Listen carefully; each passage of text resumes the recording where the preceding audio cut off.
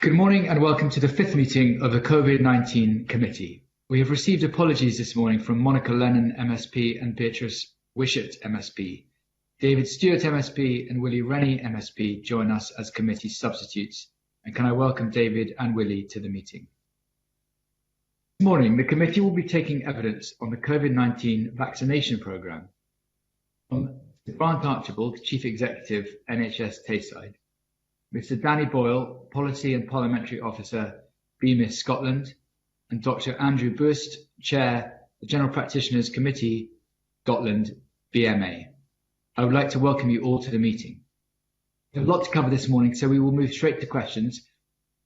Members will have approximately 8 minutes each to ask their questions of witnesses, and we will try to do this thematically. Can I ask people to keep their questions and answers as concise as possible? And if there's time for supplementary questions, I'll indicate this once all members have had a chance to ask questions. Could I also remind members to indicate who their questions are directed towards, because this will assist broadcasting. And as ever, please wait a moment for your microphone to be switched on before speaking. The first theme that we would like to cover is the COVID-19 vaccine procurement and distribution. And I'd like to turn to Annabel Ewing to ask some questions in this area, please. Thank you. Thank you, Convener. Good morning to everybody and to our panel, and thank you very much for making your time available to the committee this morning. On the day after Scotland has achieved 1 million vaccinations of the first dose, I would like to take this opportunity to thank every single person involved in what has been the most amazing rollout of a vaccination that I think we've ever seen in our lifetimes. Turning to the issues with particular regard to distribution, we have seen over recent weeks differing reports of distribution and the model of that from differing perspectives. And I would like to ask the Chief Executive and Dr. Andrew Buist, from their different perspectives, if they could comment on, first of all, what the distribution system is, and second, from their perspectives, what they think in terms of the efficacy of that approach. Thank you, Convener. Perhaps first to the Chief Executive. Thanks.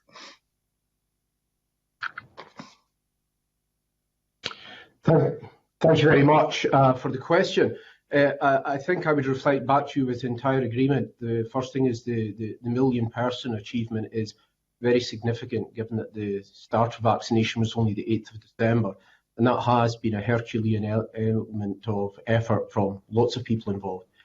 In terms of NHS Tayside, Convener, we believe we have performed well in terms of the delivery of the vaccine to the people we serve. I could explain NHS Tayside's model. We serve an area of 3,000 square miles from Kinlochranach to Dundee to Montrose, and it brings with it challenges of rurality as well as cities. And therefore, the model we adopted was the one for flu vaccination, and we used that as a dry run, and we were very successful in the delivery of flu vaccination with our GP colleagues. And as a result, the model in Tayside has involved some central points and also delivered through GP practices, 62 of them in total. The results have been that we have achieved all the government targets so far, and indeed outperformed those, and we also head into next week on track with the delivery of vaccine to continue to achieve those targets. So I'm pleased to say that. In total, we've vaccinated 94,000 people out of an available population of age over 16 of 350,000. That means 27% of the population of Tayside have been vaccinated since the 8th of December. There has been a lot of media coverage, and I've seen previous broadcast commentary from Jason Leach to this committee regarding the unevenness, and I think he used the phrase the lumpiness of supply. It is entirely true that the supply has not been metronomic, that it has not been the same every day in an entirely predictable way. But we've adapted our model to be ready to deal with that, and working with our GP colleagues in particular, all supplies of vaccine come into NHS Tayside, which is a slightly different model from other parts and other boards, and then we distribute it out. It is a challenge, but then we need to recognise that the vaccine is coming in from abroad. It takes 3 months to make. There are lots of complexities with that. I think the way I would emphasise this is judge us on our record. We have adapted, we've had great support from our GP community and our HSCPs, and as a result of that, I think we've been highly successful so far. That it is difficult, it is entirely difficult. This is the biggest challenge the NHS has ever faced. It's the biggest vaccination programme ever undertaken. I think it is understandable at times it is challenging, but we continue to deal with that, we continue to adapt, and thus far we have continued to deliver the targets expected of us by government. Thank you. Thank you, Chief Executive, and perhaps we could go to Dr. Beers. Thank you, Annabel. Well, I'm a GP, and by coincidence, I'm a GP in Tayside, one of the GPs Grant was referring to. Distribution and procurement. This is an area I have been critical about, but I think we're in a different place now from where we were 3 or 4 weeks ago, and I think we genuinely have a case to be proud of what we've done as a country, and I think passing the million mark is a cause for celebration. This has been a massive task. I estimate it's times 5 or 6 times as big as the annual flu programme that we're used to delivering. I think we've done very well with the care homes and the over 80s and the staff knocking down the list of priority groups.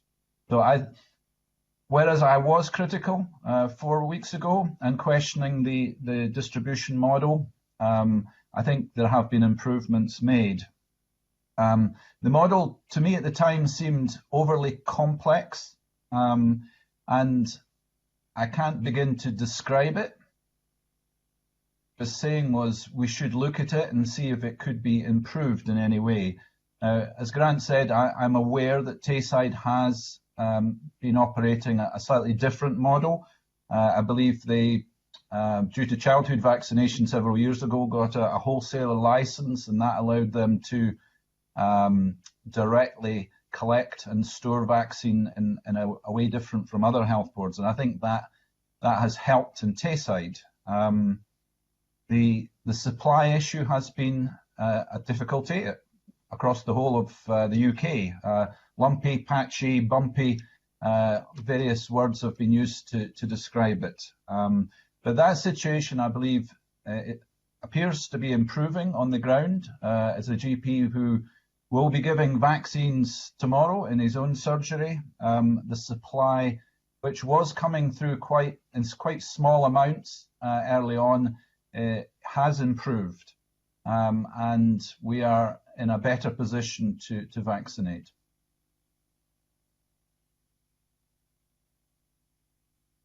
Just for that answer, and briefly, if I may, convener, just to follow up with both gentlemen, reference has been made to the different approach that NHS Tayside is taking, at least as far as some other health boards, if not all, I'm not entirely sure. And Dr. Beers made reference to the fact that NHS Tayside has a wholesaler licence. I just wonder, first of all, if the Chief Executive could explain a wee bit more about that and indicate whether he feels that other health boards should be adopting the approach of NHS Tayside. Thank you. Thank you very much indeed. I think while we regard Scotland as one country, and we should, there are differences. The geography and the concentration of populations are different right across Scotland. We have adopted a model here that allows us to reflect both urban centres and also the rurality I described. We are, as Andrew described, in possession of a licence that, without being too technical, allows us to pack down supplies directly and then issue them out to GP practices. That model works for us. It might not be transferable everywhere else, and I think all of us in NHS Scotland have been liaising constantly to make sure that we learn from each other. I think we should emphasise that every day we're breaking virgin territory, not only in Scotland, but indeed in some respects the world, other than Israel, in the vanguard of this work. And it is understandable that we should be adaptive. So the model that we're working works well for ourselves. Would it be immediately transferable to others? I am less clear. What I would say is I think all of Scotland should be proud of what it's achieved so far. And it is the product, importantly, not only of people like myself and Andrew and all the people that work with us, but our population. The success of Tayside has been 416,000 people recognising their role in making sure we deal with this biggest public health challenge ever. I wouldn't want that to be lost either. Thank you. Thank you, Chief Executive. And briefly to Dr. Buist, would you share that view that every part of Scotland's its own island and has its own demographies, geography, priorities, etc.? Or do you feel from discussions with your GP colleagues that they would prefer more boards to adopt the NHS Tayside approach, or they don't have a view? Well, certainly the geography and demography does vary around the 14 health boards. As Grant says, each board needs to look at their own methodology and learn from each other. It works in Tayside. I dare say, Tayside's not unique in terms of its geography, and there are more rural health boards. So I think I would suggest each board should look at the model that Tayside uses. One of the advantages is that we have I believe Tayside has its own, when it gets down to delivery vans, and they've been able to send delivery vans down to the national depot to collect the vaccine rather than having to rely on the distributor. That speeds up the process. So, I would invite all boards to look at the Tayside model and see if it can be adopted. I don't know how quickly it takes, how long it takes to get a wholesaler's license. Hopefully something like that could be expedited. Thank you very much, Dr. Buist. Thank you, Convener. Thank you, Annabel. Our next question comes from Willie Rennie, and then we will go to Stuart McMillan. Willie, please. I think it is fantastic that we've got to the million vaccinations, and I know the vaccinators are working incredibly hard to make all that happen. I think Andrew Buist is right about the kind of distribution system at the start. We're still behind England, but I would like us to see us catching up, because I think we can do. My question is really about the booking system and how it works. We saw the problems in Fife on Monday with long queues because people had been double booked, around about 7,000 of them, and that's continued to some extent in Fife this week, which I'm sure is just the kind of the overhang from that initial problem.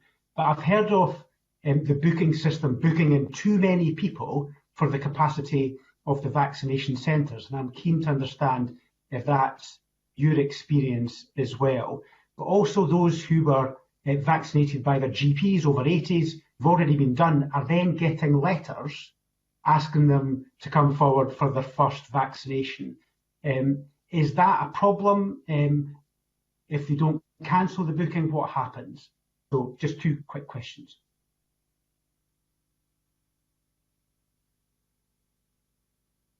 If I might answer that, Convener. The first thing is the description is regarding a national service called Service Now. NHS Tayside has not onboarded with that at the moment, so I'm less capable to comment on other boards in that respect.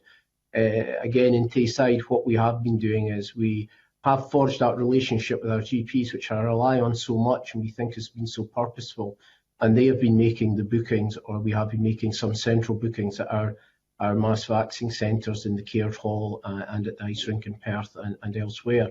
To my knowledge, I have not received complaints regarding overbooking. I have not received complaints regarding long delays. We had a problem in Tayside, colleagues might know. We've had a pretty bad bout of weather just to add to everything else that we were dealing with.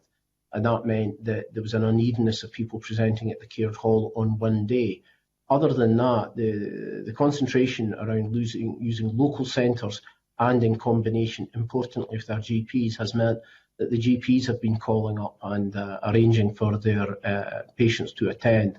And again, we think that's been really successful. We've already completed 88% of the over 75 to 79 45% of the 70-74s. And that's why I say this isn't about opinion, this is about evidence. We believe we can show that our system is working, Willie. But if there are any queries, then I would be happy to take them up specifically. Thank you.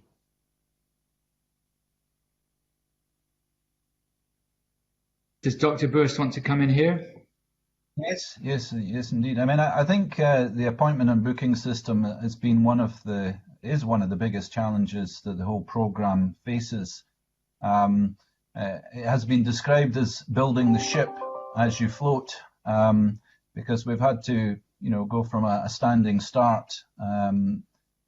This is I've described it as a marathon rather than a sprint, and yet we're fighting against the virus, so we have to move quickly. In general practice, we've used a system called TURAS, and we've used that to book our own patients in, tending to phone patients directly and give them an appointment booked into TURAS, and then they come in and we see them and vaccinate them, and then the information is fed into the GP system. I'm less familiar with how the boards are doing the cohorts that they have been are vaccinating. I am aware that Tayside and I think Dumfries and Galloway and I think Highland are not using Service now, but maybe they will do soon. So it's one of these complex areas that I think improvements are happening all the time. The issue about you mentioned patients over 80 who've had a vaccine in general practice and then getting a letter from a central letter. I mean, that's obviously undesirable, confusing and wasteful of resources, and one of these sort of little things that we need to iron out. But at the end of the day, these are the sort of things that shouldn't hold us back from everybody involved in this to say how well I think this has come together, how far we have gone in just 8 weeks since we first had the vaccine. So these little glitches, need to be ironed out. What happened in Fife this week was very, very unfortunate, particularly given the weather conditions people had to stand in. So that mustn't happen again, and I'm sure people are working on that to ensure it doesn't.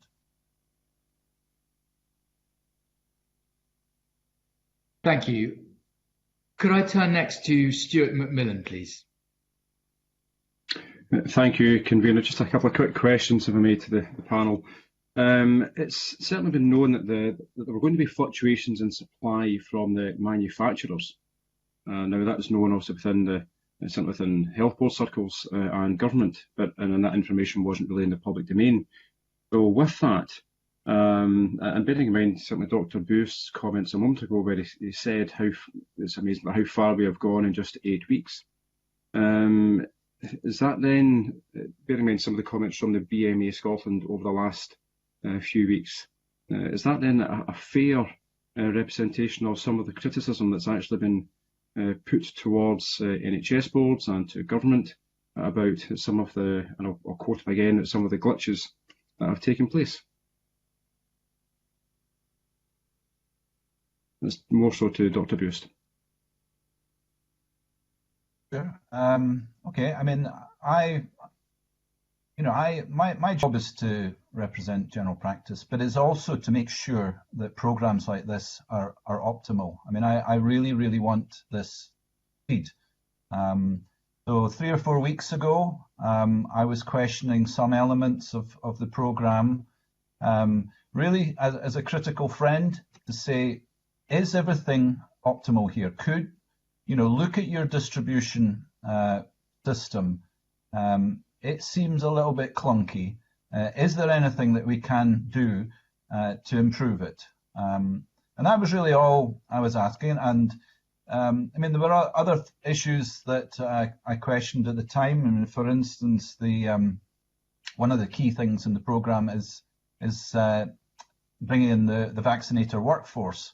And there was a time when the requirements to become certified as a vaccine excessive, I believe, and I raised that as an issue. And to their credit, the government very quickly looked what was being asked of people who were volunteering and said, yes, in many cases it is excessive, and that was sorted out quickly. So and all these sort of things, raising issues that, as I say, building the ship as it floats, it's inevitably going to have little issues that need resolved, and I have a perspective coming from general practice and primary care that I think is useful for people, in government to hear, in order that we can fine-tune the programme. And they've listened and they've made changes, and we're now in a better place than we were 3 or 4 weeks ago.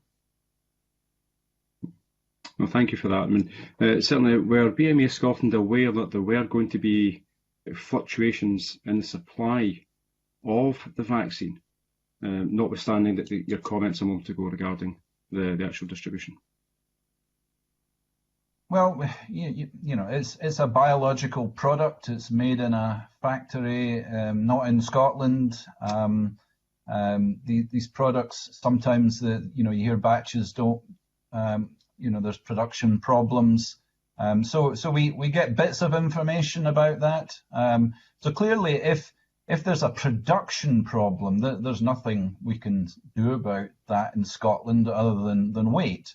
But if it's a distribution problem, then that is something that we can look at. And that, as I say, that was the point I was making. And it's been looked at. It's going back to the earlier conversation about Tayside's distribution model being different from other boards. It's something that they're still looking at. So I think the point was worth making, and improvements have been made. I think it was the right thing to do to optimise the process. Thank you. Thank you, Convener. Thank you, Stuart. I'd like to bring in Danny Boyle at this point, and to ask you about the experience that Black and ethnic minority communities have had with the vaccination programme, and just to offer you the opportunity to make any observations that you'd like to make regarding this issue. Thank you very much, Convener. Good morning, committee and colleagues. Just before I respond to your question, just on behalf of BMIS and the Ethnic Minority National Resilience Network, we have the opportunity to pay tribute to our NHS colleagues here today for their incredibly hard work, and also there's a huge number of people from Black and ethnic minority communities working within that sector. So just to say thank you to them for their continued efforts. In terms of vaccination and vaccination hesitancy, which has now been well established within BME communities in England and Wales, and is starting to show some issues of concern within Scotland, I can certainly give the committee an overview of what some of those issues are and where we currently stand with these things. In March 2020, BMIS, so we're a national intermediary membership organisation, but in March 2020 we established what is now called the Ethnic Minority National Resilience Network, and that was to respond to issues of COVID which would be forthcoming, with communities in solidarity with each other. So that network now is 96 members across Scotland, from communities who would self-identify under the protected racial provisions of colour, nationality, ethnic or national origin. And we see some similarities of challenges which are affecting those groups with regards to vaccine hesitancy. And then we have some which are very specific to different groups. As part of the Resilience Network, we have a subgroup which is solely focused on inclusive health messaging. And that group's really been ramping up its work since the beginning of the vaccination programme in early January. So where are we with that at the moment? So this is real-time information which is developing on a daily basis. So we instigated a survey with our membership and much more further afield 2 weeks ago to try and begin to get a handle on some of the challenges which are facing different communities. And I'll give a whistle-stop tour of some of those challenges as they sit at the moment. So the survey has had responses from 28 organisations across Scotland, some also within NHS Tayside, Greater Glasgow and Clyde, NHS Lothians and other significant health boards with a large ethnic minority demographic.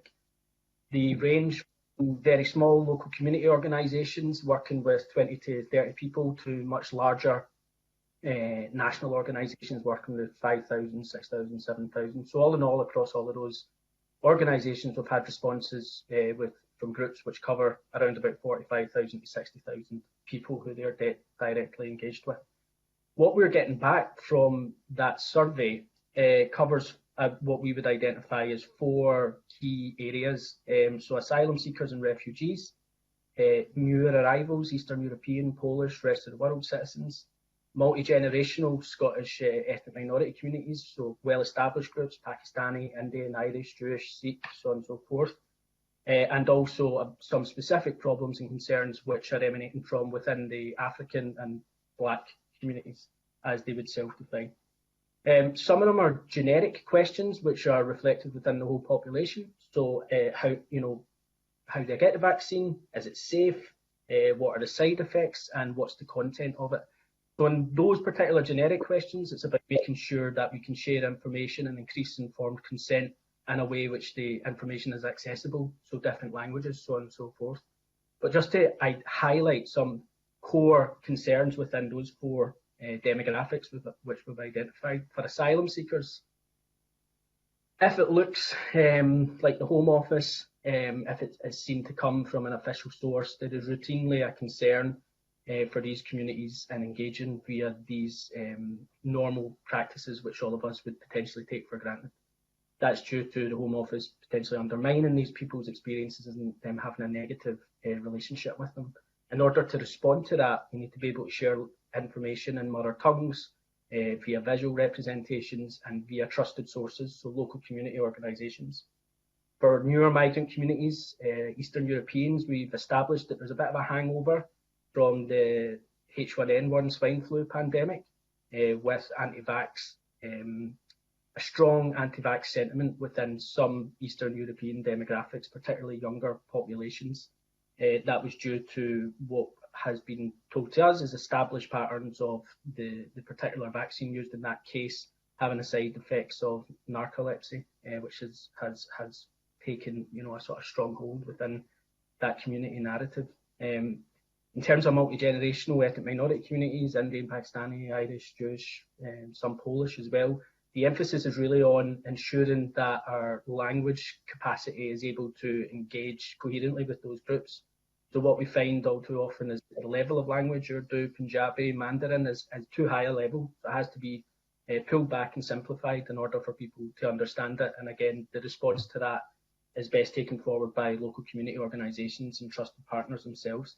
And then finally, probably one of the most concerning aspects which has arisen as part of this, we know that racial inequalities which pre-existed the pandemic have been significantly exacerbated by the pandemic.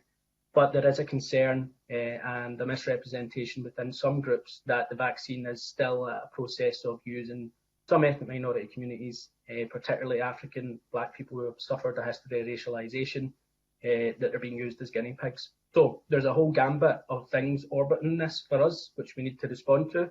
In terms of our proactive response, we do have support from the Scottish Government to ensure that we can allocate resources to these local community organisations in order that they can create the bespoke responses required to increase vaccinations within these groups. And I'll just finish on one single point, because this is probably the most important thing which is going on all round about it.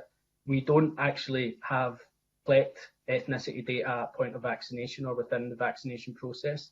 So we are not able at present to benchmark where there may be continual lack of uptake within some ethnic minority communities. Ideally, we would be able to measure this as we move forward through the vaccination programme, in order that if we had to reallocate resources to a particular ethnic group, we'd be in a position to do so. So I'll finish there. There may be some supplementaries. Thank you very much, Mr. Ball. That was a very useful overview of the various issues. And I think we'll have a supplementary now from Willie Coffey, and then we're going to move on to the more general theme of vaccine hesitancy. So Willie Coffey, please. Yeah, thanks very much, Convener Danny. That was really, really helpful and informative there. I just wanted to ask hopefully a simple question, probably to Dr. Buist or maybe yourself. Is anyone doing any research to help us understand why certain groups of people seem to be more vulnerable to the virus, particularly ethnic groups, but also, Dr. Buist, younger people seem to be picking up the virus and becoming very seriously ill, and some are dying too. Is there any research being done to help us understand why this is happening? I'm happy to respond to it. So let's have Danny Boyle followed by Dr. Buist. Sorry, Dr. Buist, thank you. Yeah, it's a very good question. What we found as part of the expert reference group on COVID and ethnicity and our work with SHELS, which is the Scottish Health Ethnicity Linkage Survey, is that pre-existing vulnerabilities to respiratory illness, which pre-existed the pandemic, particularly within Pakistani males, has been reflected within the mortality data that is available with regards to COVID and ethnicity. What I point on the mortality data is that the only disaggregation we have of mortality data with regards to ethnicity covers a period from the 12th of March to the 14th of June.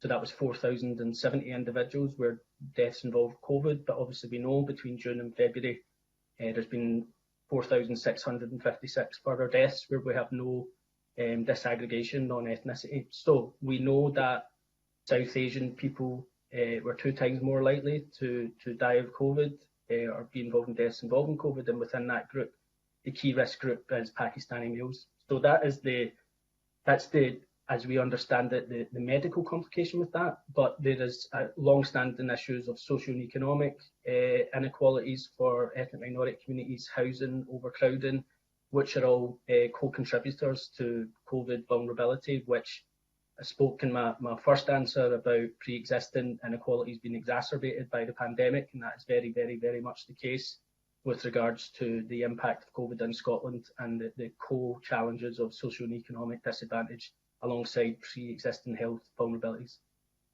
Okay. Dr. Buist? Yeah, I've absolutely no doubt that this is an area of intense research interest. You know, is there racial differences in terms of propensity to the disease? In comparisons, even between people from India and Pakistan living in a Western country compared to living in India and Pakistan itself. I think the point Danny made at the end there, undoubtedly propensity to getting this disease is linked to exposure. And we know that people living in more crowded housing situations need to pick up the disease and pass it on. So there is a massive relationship between catching the disease and suffering from the consequences and socioeconomic deprivation. So similarly, people in the health and social care workforce, you know, carers in particular, often come from minority groups and can have greater exposure to the virus, working in care homes or in intensive care units. So exposure to the virus does make them occupationally more prone to this, and that's a concern too. But I think the most obvious risk factor for the virus, apart from age, is socioeconomic deprivation. Okay, thank you. Thank you for that. Our next theme that we are going to cover is the issue of vaccine hesitancy and misinformation in general. And I have a number of members wanting to ask questions here. So in the following order, could we have Mark Ruskell, John Mason and Maurice Corrie? Mark Ruskell, please. Yeah, thanks, convener. I mean, I think following on from those last answers, I'm in other disadvantaged groups within society, and you know, how do we access those? So thinking about homeless people, thinking about drug users, are GPs adequately resourced in order to address issues around vaccine hesitancy and reaching out to these groups, or is there a need for a kind of deeper community partnership there? I'm just trying to get a sense of whether there are any gaps at the moment in terms of the reach of this vaccination program and the need to outreach to those groups that may be holding back.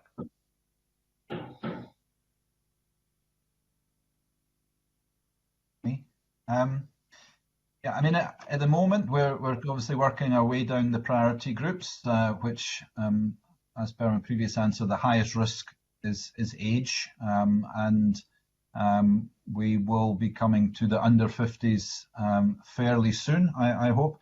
I mean, one of the things we may get onto this morning is the difference between the model we've adopted in Scotland compared to England. The health boards have lead responsibility for delivering this programme, and GPs get involved at the request of the board to reach harder to reach groups, and that may well include people with homeless or people with drug problems. I think they fall into different categories here of people who are vaccine or people who just find it difficult to access healthcare. Clearly, if you were to set up a clinic in a homeless centre, that might be a very good way of reaching out to people who might otherwise not come to an appointment. People who are not keen on having the vaccine, you need to have a different approach. We need to boost the evidence base for the vaccine, both in terms of its safety and its efficacy. And again, it'll be an area of intense research interest just now, and that will help encourage more people to take the vaccine. We need role models that these groups identify with to come forward and be vaccinated, and to tell their friends that this is okay. And perhaps in time we will come up with the benefits of being vaccinated. We've talked about passports for travel. I have no doubt that there's possibility that being vaccinated might bring other benefits in terms of accessing things like cinemas and restaurants and things like that. I'm sure that's one of the sort of things that's been looked at. Do you think there's a need, though, because I know some GPs have called for more discretion. So obviously we're working through the JCVI priority groups. Yeah. But some GPs have called for more discretion in terms of how they deploy vaccines. So particularly within low-income communities, those groups are disadvantaged.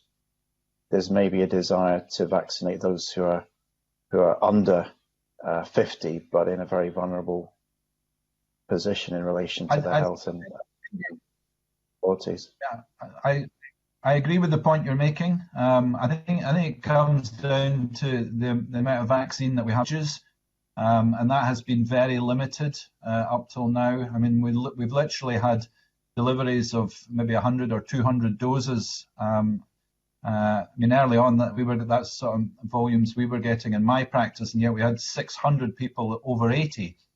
Now, they were a much higher risk group for doing badly if they caught COVID. So it wouldn't have been the right thing to do to use some of that vaccine in some of these harder to reach groups.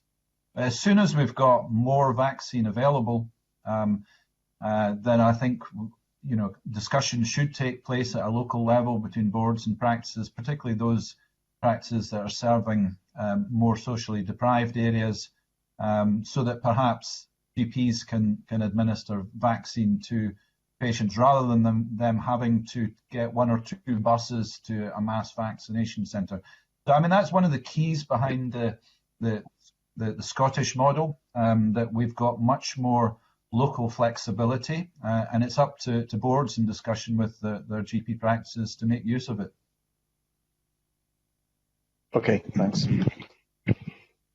I think Danny Boyle wanted to come in, Mark. Thank you, convener. Mark, just to respond to the latter part of Dr. Buick's answer there. We're of the opinion there is a strong case to be made as more vaccine becomes available, and we have greater capacity to things out for the JCVI prioritisation list to also take into account, as you've identified, socioeconomic status and housing, but also employment alongside that. Just to return to the point I made earlier about Pakistani males being twice as likely to die of COVID, what we also know about that demographic is they're also more likely to live in social and economic disadvantage, and also more likely to work in what we've now termed the informal frontline. So the informal frontline, which has a significant number of people from minority ethnic communities employed within it, taxi drivers, small business owners, shopkeepers. So again, on the basis that we know that the biggest vulnerability is age and exposure, when we add in these additional challenges, there's a strong case to be made for those to be added to the JCVI prioritisation list, given the data we have on mortality rates and the dangers for that particular ethnic group.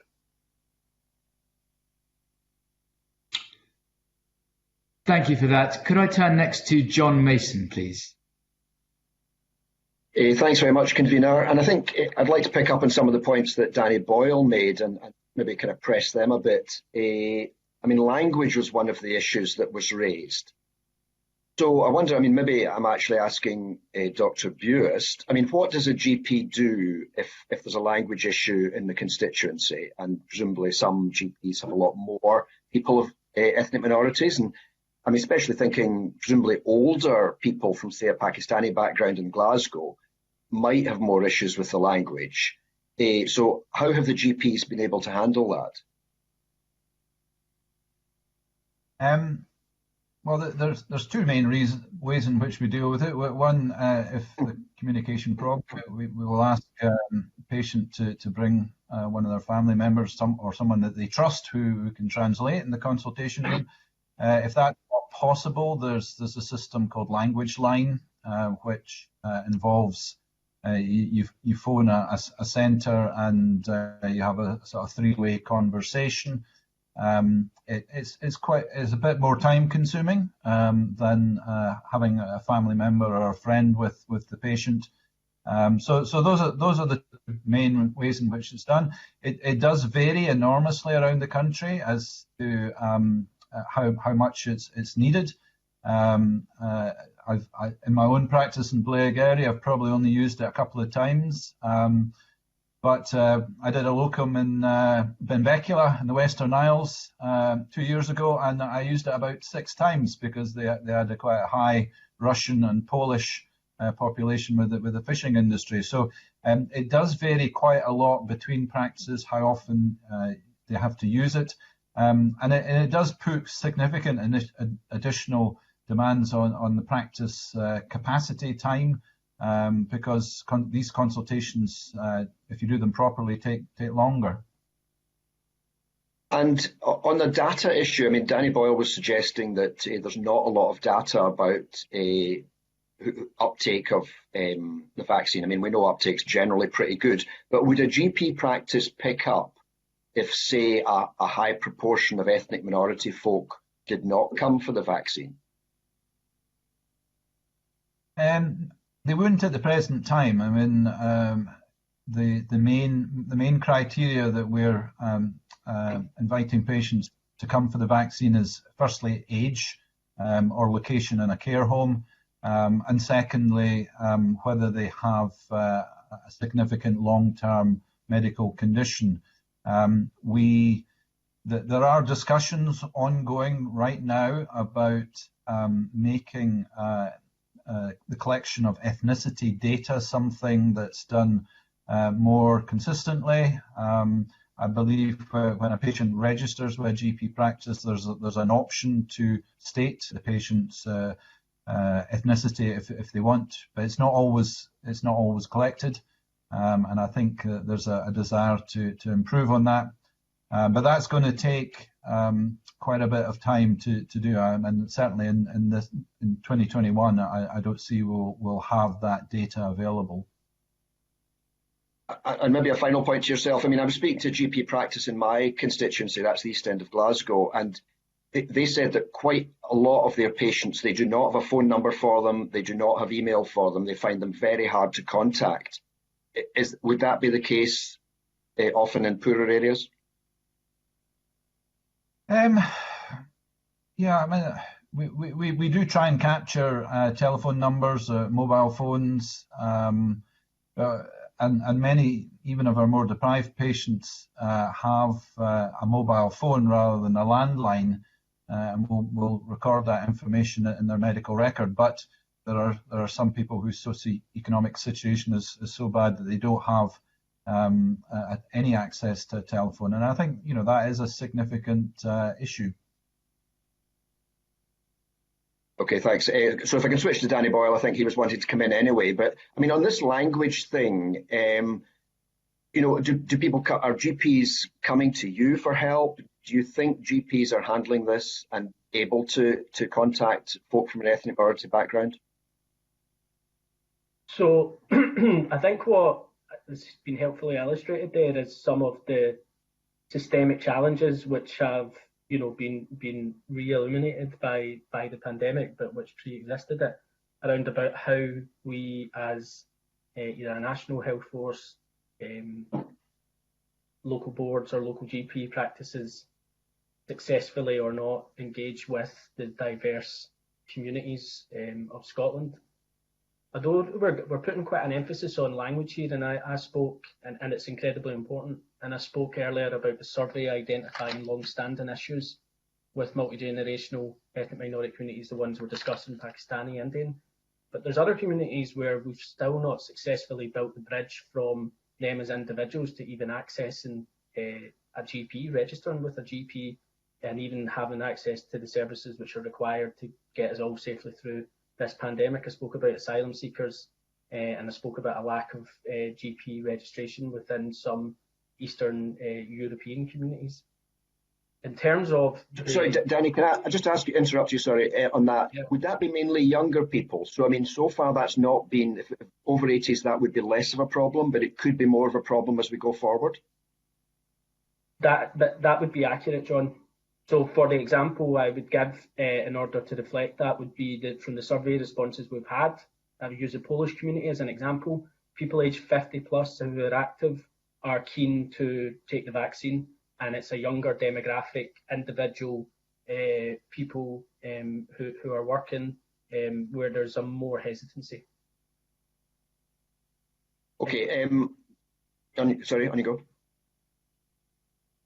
The specific question you asked at the start around about can people access services when the language provision within GPs, we've not had any response to say that is a very specific issue. However, what we have had is Dr. Buist mentioned about people attending services with family members to translate. It's obviously very difficult at the moment with COVID restrictions. There's been instances where that's not been able to take place. And also letters. So the letters in terms of inviting people to receive their vaccination has been, and this, as I say, this is all ongoing live issues at the moment, but it's been flagged up that those letters should also be available within mother tongue languages in a way which is understandable.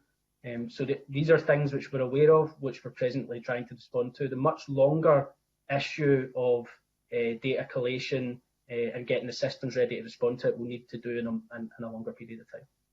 Right, and so if I can just finally, convener, on that final point about data, Danny, are you aware that, I mean, are they planning to improve the data as we go forward? I mean, it won't be so much the GPs, it'll be the NHS.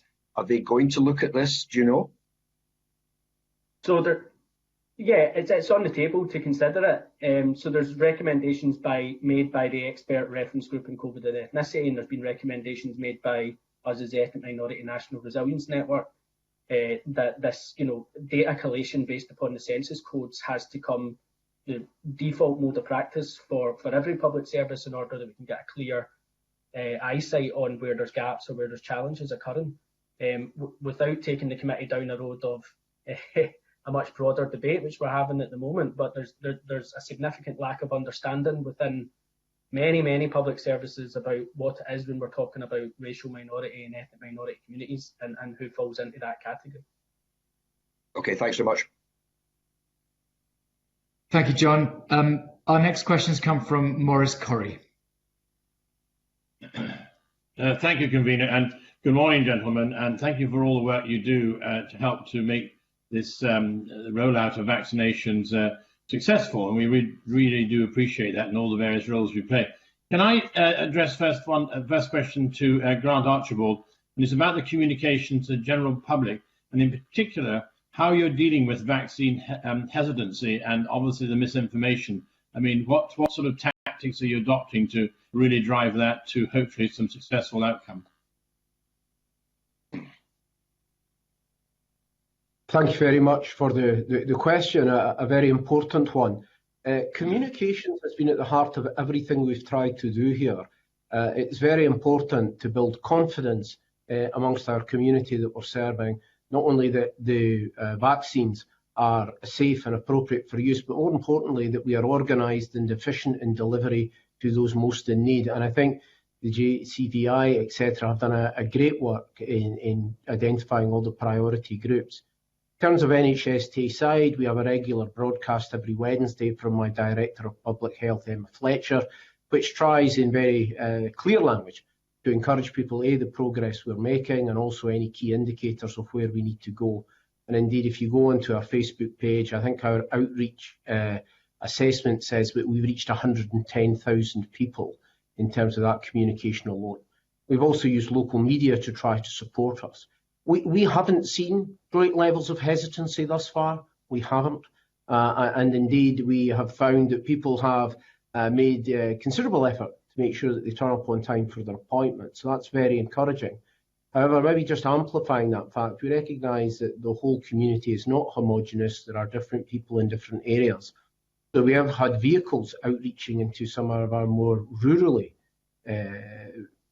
distant areas in terms of making sure that we made the vaccine available there. And perhaps building off the back, if you would bear with me, Maurice, regarding the commentary we've just heard from colleagues, we have a dental van that goes out to the homeless and others to make sure that they get basic dental care. And one of the things we're looking at, would that be an appropriate, no pun intended, vehicle for us to reach out to groups that were perhaps described by John Mason and others as well. So we are constantly adapting our engagement. The feedback thus far, given the amount of attention that is reflected in our media communications and our other efforts, encourage me that we are reaching out to people. And importantly, we're reaching out to them in three ways. One, in clear and basic language. Two, encouraging them of the efficacy of the vaccine and its importance. And three, and most importantly, that we're all in this together. The success of what we're doing, the vaccine is but one tool. The real success of where we're going is that, in my case, 416,000 people who for 330 days have had their lives turned upside down will continue to work with us, continue to support us in terms of wearing masks, keeping their hands clean, and only engaging with appropriate people in their family circles. That if they do all of that, then the vaccine is the further tool that helps us to defeat ultimately this pandemic. I hope that's helpful. Thank you. That's very helpful. Are there any, Mr. Oswald, are there any gaps that you feel that need to be filled in your communication program and getting that out? I mean, you seem to be doing a tremendous job. Well done. But are there any blue sky objectives you'd like to have that if we could persuade the government to do that? Well, if I might say again, Maurice, we're constantly learning. And Andrew used a phrase earlier, Andrew Buist, about being a critical friend, and that's so important. We need to understand that as we manage this, as we are in the vanguard of this, we need to respond to criticism or critique as a way of improving further what we're doing. All of us, Andrew, myself, everybody on this call, wants Scotland to be successful in delivering the vaccine to our population and making our population as safe as possible. And if that means on occasion that people say, what about doing it this way or that way? We need to embrace that. And we need to understand, even if we're working hard, we've got to all work hard at the right things. And the right things, as Jason Leach has often articulated, change as COVID has changed. So we have long COVID now and we have other engagements we need to make. So my view would be, I think the messages coming out of government have been particularly clear. I think the constant engagement with the public has been great. I think the public's engagement with us has been fantastic. We need to make sure, as John Mason and others have identified, that people don't slip through the net, that there aren't people that are forgotten in that process. But thus far, I am entirely encouraged that the engagements we've had in Tayside have been positive, supportive to our population, and rewarded by the behaviour of our population. Thank you. Thank you very much. Can I turn to Danny Boyle? Danny, very interested to hear about the surveys and how those are going. Can you give me the sort of figure of the response rate? I mean, if you put out 100 surveys, how many are you actually getting back complete? Yeah. So the survey would go to all of our network members and colleagues and shared on social media and asked to just be consistently shared as time goes on. So how that works is we give a weekly, every Friday we meet with our colleagues from the Scottish Government's Race Equality Unit. We will pour over what responses have come in, and then that will be used to help feed into Scottish Government's communications response, as well as us take that more direct response directly to those communities so that we can support them with financial support to create the information, hold the events online which are necessary, sometimes multilingual, sometimes trilingual, in order to start changing the needle in terms of these very harder to reach communities' perception of the vaccine, its efficacy, why it's important to take it and why it's safe. That's 1 week old, so in the first week we've had 26 responses, and then this week coming we'll go back and review it again and update it. So it's a continually evolving tool. What did you issue? How many did you issue? So I would need to go back and check that, because it's just that it's consistently rolling. It could be 200, it could be 5,000. Okay, that's fine. Thanks very much, David. Well done with the work you're doing. Thank you very much indeed for the community. Can I turn to Dr. Andrew Brewis? Dr. Brewis, you are in an area which I know there are quite a lot of Armed Forces veterans, and I know a lot of NHS staff in your area are reservists as well. Have you had any issues and any concerns placed on you by veterans who probably have served in the Gulf War? Because remember, going back to that, we had issues about vaccinations and therefore possible resultant Gulf War syndrome issues. Has there been any kickback from that sector that you know through your surgeries and your colleagues, and therefore hesitancy to go forward? I mean, so far we've seen very little vaccine hesitancy. I estimate around about 1%. Now you would compare that to the annual flu vaccination program, where somewhere between 15 and 20% of people offered the vaccine will say no thank you, either because they don't believe in it, or they believe it made them unwell, or they just don't want it. So vaccine hesitancy so far has been remarkably low, but you need to remember that because we're going through the JCVI priority groups in order of risk, we're starting with the oldest patients. So far, by and large, we haven't vaccinated 70 unless they have some significant previous medical history, like diabetes or COPD, or they're on immune suppressants or something of that. And I've no doubt within that group there will be perhaps some military veterans with long-term conditions. But vaccine hesitancy that I'm aware of so far has been remarkably low. Right. Thank you very much indeed, Dr. Brewis. Okay, thank you, Convener. Thank you for that. Our next theme that we are going to cover is international distribution, and I've got John Mason followed by Stuart McMillan wanting to ask questions about this. John Mason, please. Sorry, Convener, I think I've had my slot today. I'll leave it at that. Stuart McMillan, please. Thank you, Convener. Certainly, when you look at the number of vaccines that have been ordered for the UK, it's a vast range, obviously, some of which will be coming later on in the year. And the UK's population is some 66 million people. Do the panellists believe that it would be the right thing to do to actually, in due course, to actually send these vaccines to other countries, particularly maybe countries where we actually have links with, such as like Malawi and Rwanda, to assist with the vaccine rollout in these countries?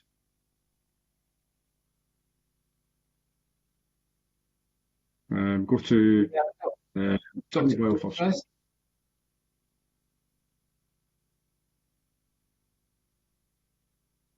first. Let's have Dr. Buist, followed by Danny Boyle, please.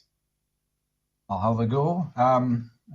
It's not a question I'm particularly qualified to answer, but I mean, and clearly the governments have spread their bets in terms of ensuring that by ordering from several different companies, they've got more supply than we would need for our population, on the basis that some of these companies may have had production problems, which of course we're aware they've had. So I think, I suppose in answer to your question, I'd say yes.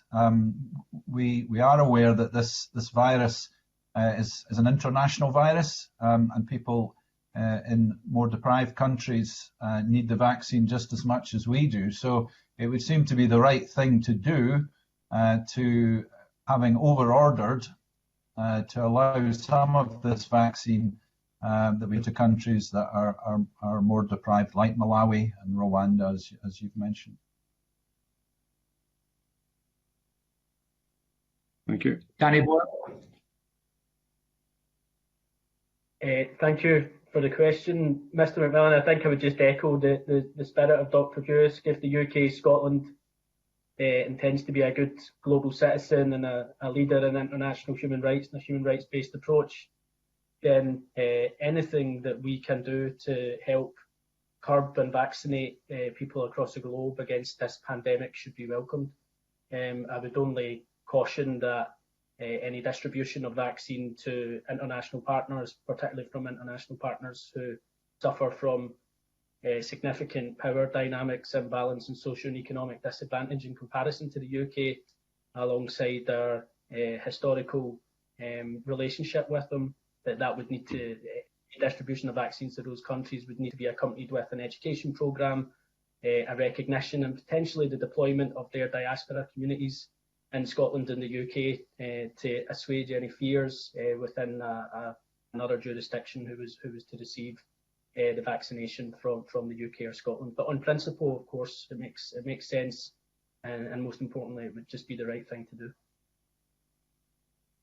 Thank you for that. I mean, Mr. Boyle, your comment there regarding the diaspora, I think is actually extremely important. It's not something I really had considered. Would you have any particular suggestions in mind in that regard to try to assist? Well, I think if we're coming from the perspective that the continent probably most affected by a history of racialisation and colonialism from the UK, Scotland, would be Africa. What we see within some of the African communities in Scotland due to that experience of racialisation and the trauma of colonialism is that there persists a misunderstanding that the vaccine, even as it has been deployed in Scotland, they may be being used as guinea pigs, or they're getting a different vaccination to the host population. It wouldn't be in every circumstance, but it would certainly be something we'd need to be aware of if we were to share any surplus vaccination with post-colonial countries or countries who have suffered colonialism, to make sure that that's not a narrative that is perceived coming from, what would essentially be a good place. And in that regard, some of our biggest assets would be our diaspora communities here. For example, Scotland's got a very close relationship with Malawi. There's other nations where there's a large African population here, Kenya, Nigeria, with whom that could be a relationship and progress that could be made on that level. But these are matters of international affairs. We would just put that out there, that would be something that we would suggest should be taken into consideration. Thank you. And just one final brief question in this area. Do you believe that voluntary international agreements and collaboration is enough to ensure that there is an equitable distribution of the vaccines across the world? Or would you like to see something more robust? Mr. Boyle. Direct to me. We're straying into territory which isn't the distribution of vaccines isn't our expertise, but in terms of international consensus and engagement, we would make the point that we have great examples of United Nations treaties and collaboration within the international system, where nations can come together to make rapid progress in areas of global significance. Racism, for example, is one of them, via the Convention on the Elimination of Racial Discrimination. a UN collaboration around about vaccinations and distributions of vaccinations, taking into account all of the global lessons we've learned about disproportionate impacts on social and economic status and minority groups in particular countries, would seem like a utopian way to take these challenges forward going into the future, as well as a much more clear consensus within critical bodies like the World Health Organization and the participation of key nations within it. Well, thanks very much. Thank you, Convener. We have a supplementary from Willie Coffey on this topic. Willie. Yep, thanks very much, Convener. I suppose I need to turn to you again, Danny, on this. Surely it must be welcome that the United States will be rejoining the World Health Organization, and that's bound to have a positive impact in some of the countries that we've mentioned there. But is anyone picking up that some of these countries need help from us or from anyone to manage their mass vaccination programs when they are also underway? It seems to me that we are reasonably well advanced here in how we contact our citizens and manage the data relating to them and so on and so forth. But are we picking up that some of our countries like Malawi need a little bit of assistance to manage that process effectively in their own country yet? I can't answer the second part of the question. I'd leave that to my health colleagues who have an expertise in particular distribution. Only in the first part, to say that the USA re-engaging with an international system is incredibly important. From a race equality perspective, the last 5 years, President Trump was extremely difficult, and there's absolutely no doubt that what an American president says and does within his own jurisdiction certainly has a knock-on impact effect within Scotland and within the UK.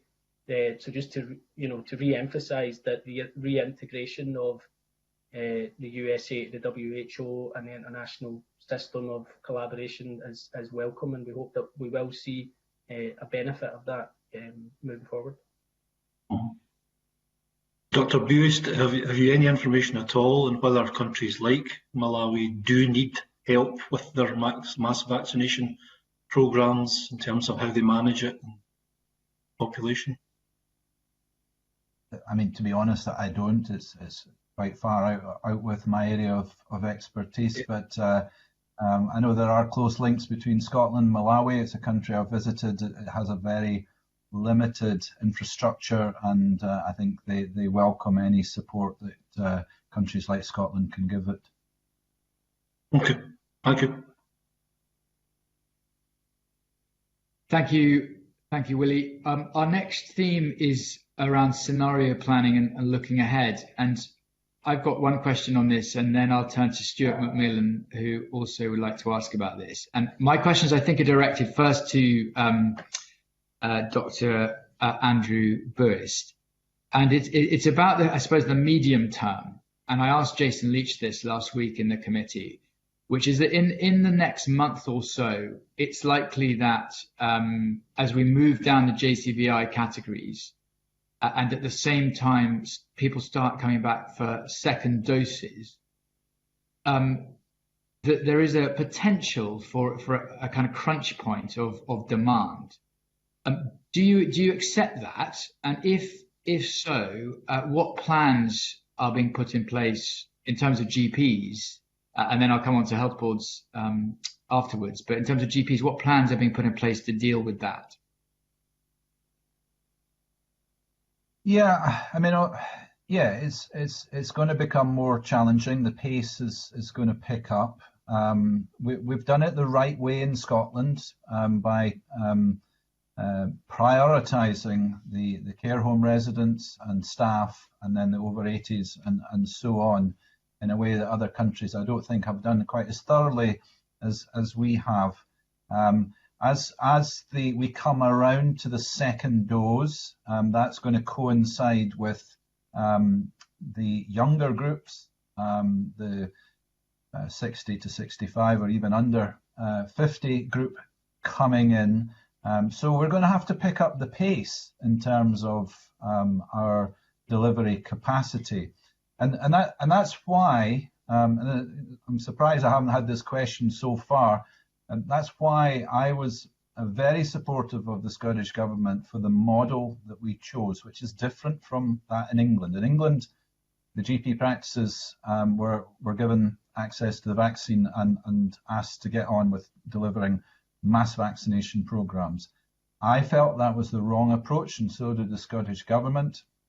And we went for a much more flexible, collaborative model in which GPs would help vaccinate harder to reach groups like the over 80s, perhaps people with health inequalities, as we've just talked about. And the reason for that is that general practice does not have the capacity to do this alone. As I mentioned earlier on, this whole program is 5 or 6 times as big as a normal flu program. And while we want to be part of this, and it's an all hands on deck situation, we cannot walk away from our core responsibilities of being available for people who continue to get unwell and need to see us. So we have to juggle our availability to do that with doing some vaccine. So tomorrow, for instance, I have 22 appointments in my surgery in Blairgowrie, 11 in the morning and 11 in the afternoon. And in the middle of the day, I will vaccinate 11 people with the AstraZeneca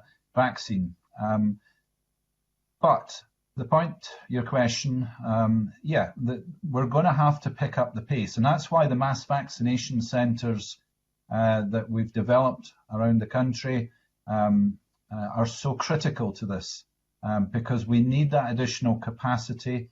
And I think we're going to continue to need that additional capacity going on into the next 12 months, because my understanding is it's likely that we're going to need to deliver boosters of COVID vaccine.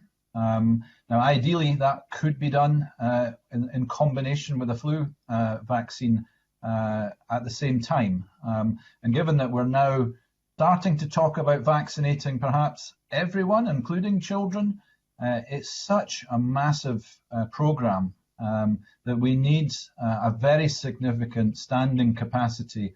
The general practice cannot do itself. So we need these community vaccination centres and mass vaccination centres to continue for the foreseeable future. Thank you for that. Could I pose the same question to Grant Archibald in terms of the NHS Tayside Health Board, please? Yes, thank you very much indeed, Convener, and such an important question. Maybe 2 or 3 observations. The first thing is we all are planning for the fact that this gets more complex rather than less complex in the next couple of phases as we go to the second doses for those that have already been vaccinated and bringing on more of those that we are yet to vaccinate. I have said, and I don't want to overstate it, but I'm careful that we don't understate, this is an incredibly complex task. This has never been done at scale and at the speed it's been done with. A year ago, nobody even knew about the potential of the vaccine existing, and indeed a year ago we were only getting the first indications that COVID existed. So we are quite young in health terms in dealing with such an issue. By my calculation, I think we've been vaccinating for 55 days, and every day's been a learning, because every day we're trying to do it better. So the next stage, I'm relying heavily on my public health colleagues in terms of modelling. So we have the benefit, a lot of good data about who the people are, when they will need their second vaccinations, and also those that still require their first. And we have articulated already that involves a reliance on the availability of the vaccine. We understand that as well. I'm confident our plans are well established and going ahead, but if I can amplify a couple of things that Andrew Bewes said. One is, we have been very fortunate in my area. The GPs, in addition to discharging their other jobs, because other people are still unwell, I've still got people coming to emergency departments, still people requiring theatre, still ladies giving birth. And Andrew and his colleagues in the practices are dealing with an unwell population and doing this for us. And that's why I stressed that Tayside is an adaptive model. We've already opened the Caird Hall as a mass vaccine centre, and that was part of our planning. And as we go forward, Convener, we will need to rely on that, not least with the more mobile population. As we get to the younger population, it's more reasonable to ask them to travel. So this is a challenge with many moving parts. It continues to be adaptive, but my encouragement to the committee is that we are on this. This is what we're managing. We're not just managing the now, we're managing the next. And we're very, very fortunate in Tayside, in my experience, that we have such a great cohort of GPs and others working with us to deliver this, because no one part will be able to deliver it on its own. So the planning is in place. We continue to adapt that responsive to what's happening with the vaccine and indeed with the best intelligence coming out from the JCVI. But I am confident our plans are robust and we will continue to adapt. It will be, convener, mission very difficult, but it won't be mission impossible.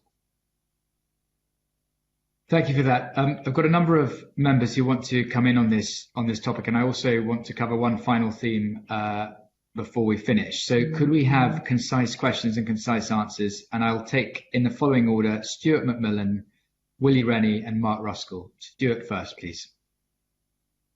Thank you, convener. It's just a very brief question. Is it fair to suggest, therefore, that scenario planning, that will be a fast-moving feast? It will be continually changing because of events that will take place that will then affect potentially some of the scenarios, the scenario planning already there, as well as events that we just don't know about, maybe in a few months' time, that could then lead to another wide variety of plans that may have to be considered. Mr. Archibald first. Entirely so. I have used the word adaptive several times in my narrative to the committee, and that is because that is what we require to do. I go back to the point, Scotland, the UK, we are in the vanguard. So we are breaking new territory in how we are doing this and how it reacts in terms of the vaccines itself and also the engagement of the public. We've all been very fortunate in Scotland.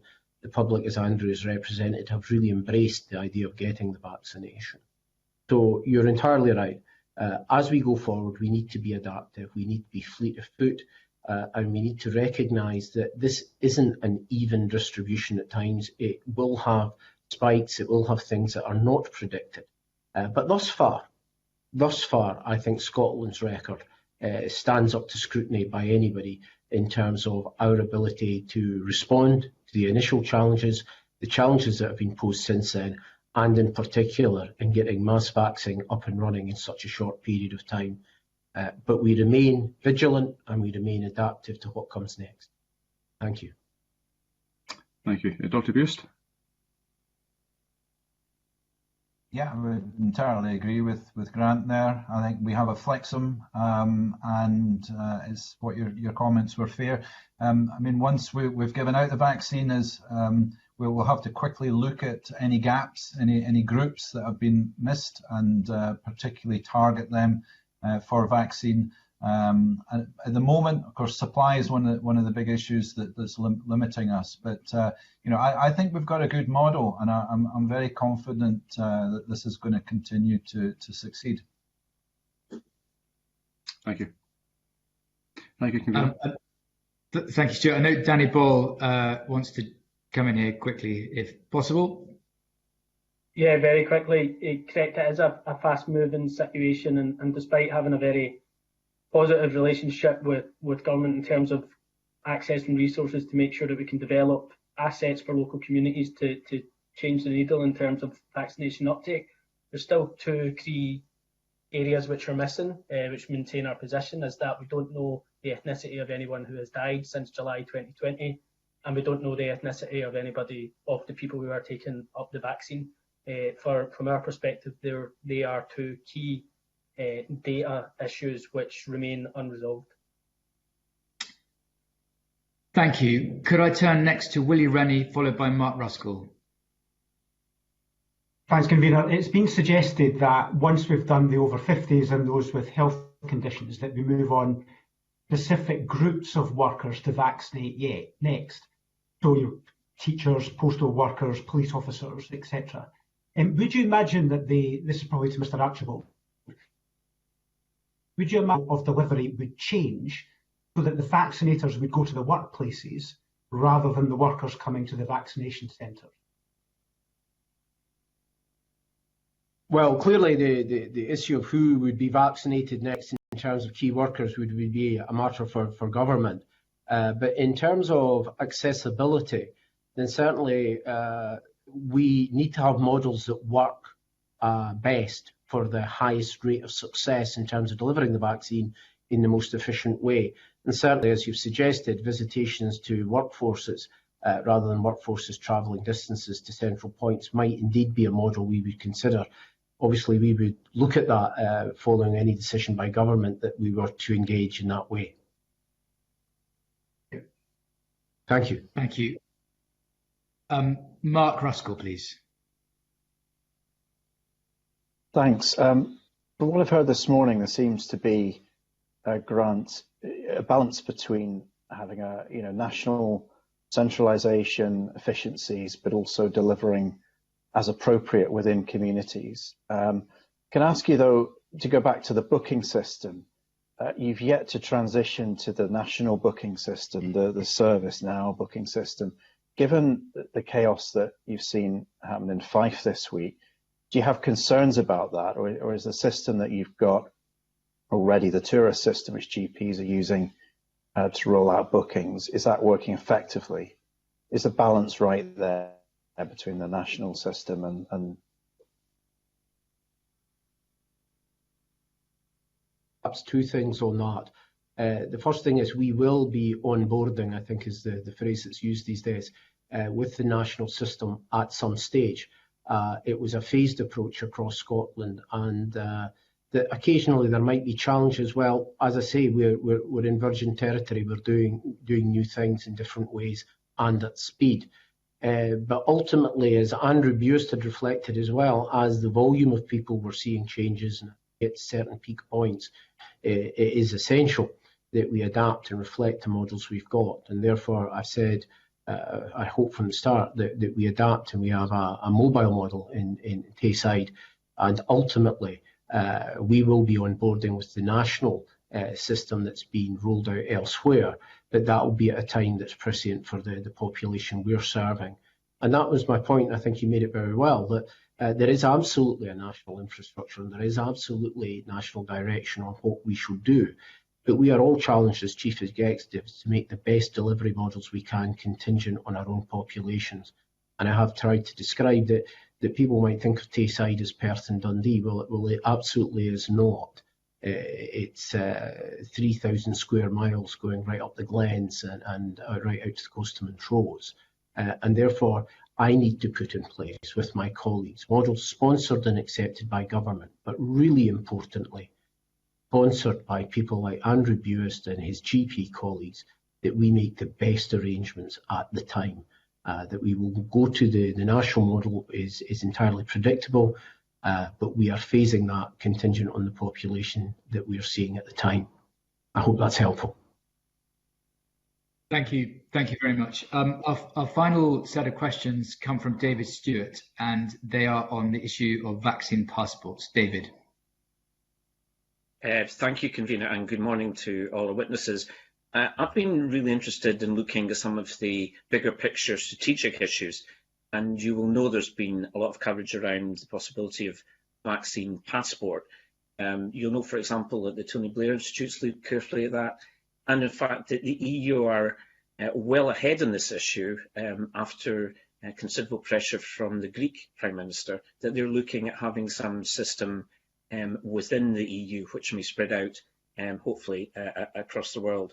And again, all our witnesses will be very well aware that we already have, of course, a yellow fever immunity passport, which we've heard from our advisors earlier this morning. So my key question, perhaps starting with Dr. Buist, is have the BMA discussed this? Is this something that I could get Dr. Buist's view and weaknesses of an international digital vaccine passport? Thank you for the question. Yes, we have discussed it. In fact, it was a motion to our conference back in December for the GP conference. GPs are very much in favour of this. Used a critical word there, digital. We want this to be done as seamlessly as possible. The last thing we want is patients coming to their GP looking for a piece of paper, some sort of certificate that says they've been vaccinated.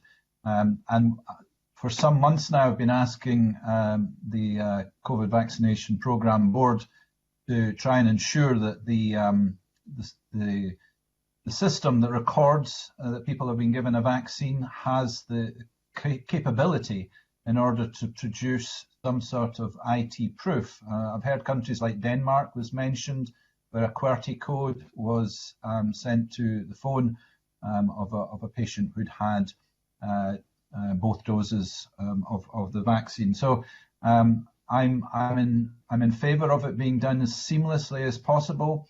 And I mean, obviously there are political questions about what does it mean. Will it be required to go on an aeroplane or to go into other crowded spaces? You know, does it come with social privileges?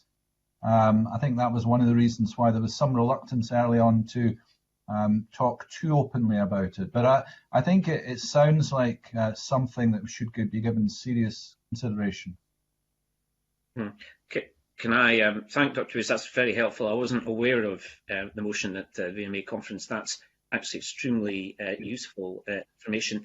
I suppose the key issue that I'm concerned about, and this is, you may argue, is more an issue for policymakers, is that I feel effectively this train has left the station in that, as I said already, we've had the EU discussing this, and individual company airlines will, I think, already adopt it. For example, Qantas in Australia has already adopted this effectively as a way in which you can travel.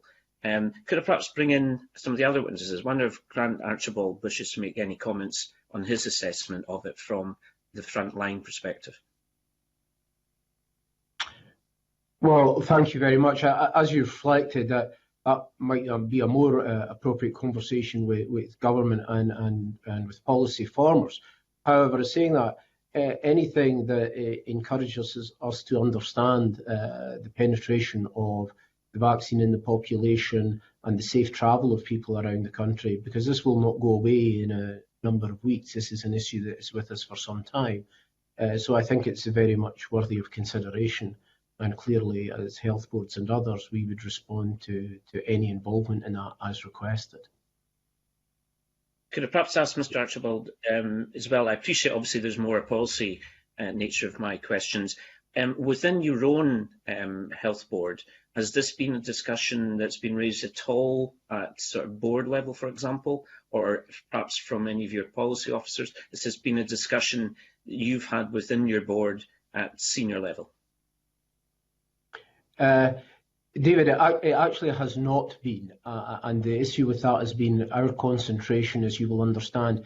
We haven't just been delivering the vaccine, we've been providing emergency healthcare, home care and other services with colleagues in councils and social work across the population. That hasn't changed, so our time has been committed to that, dealing with the acute phases of COVID and also vaccination. But we would, as players on the front line, as people with stake in the game, be available to offer our opinions were they to be requested. And I think your narrative is a persuasive one. Thank you, Mr. Archibald. Perhaps finally then, I'm conscious of time, convener, perhaps I could ask Mr. Boyle his view on this and whether it's been discussed at all within his network of organisations.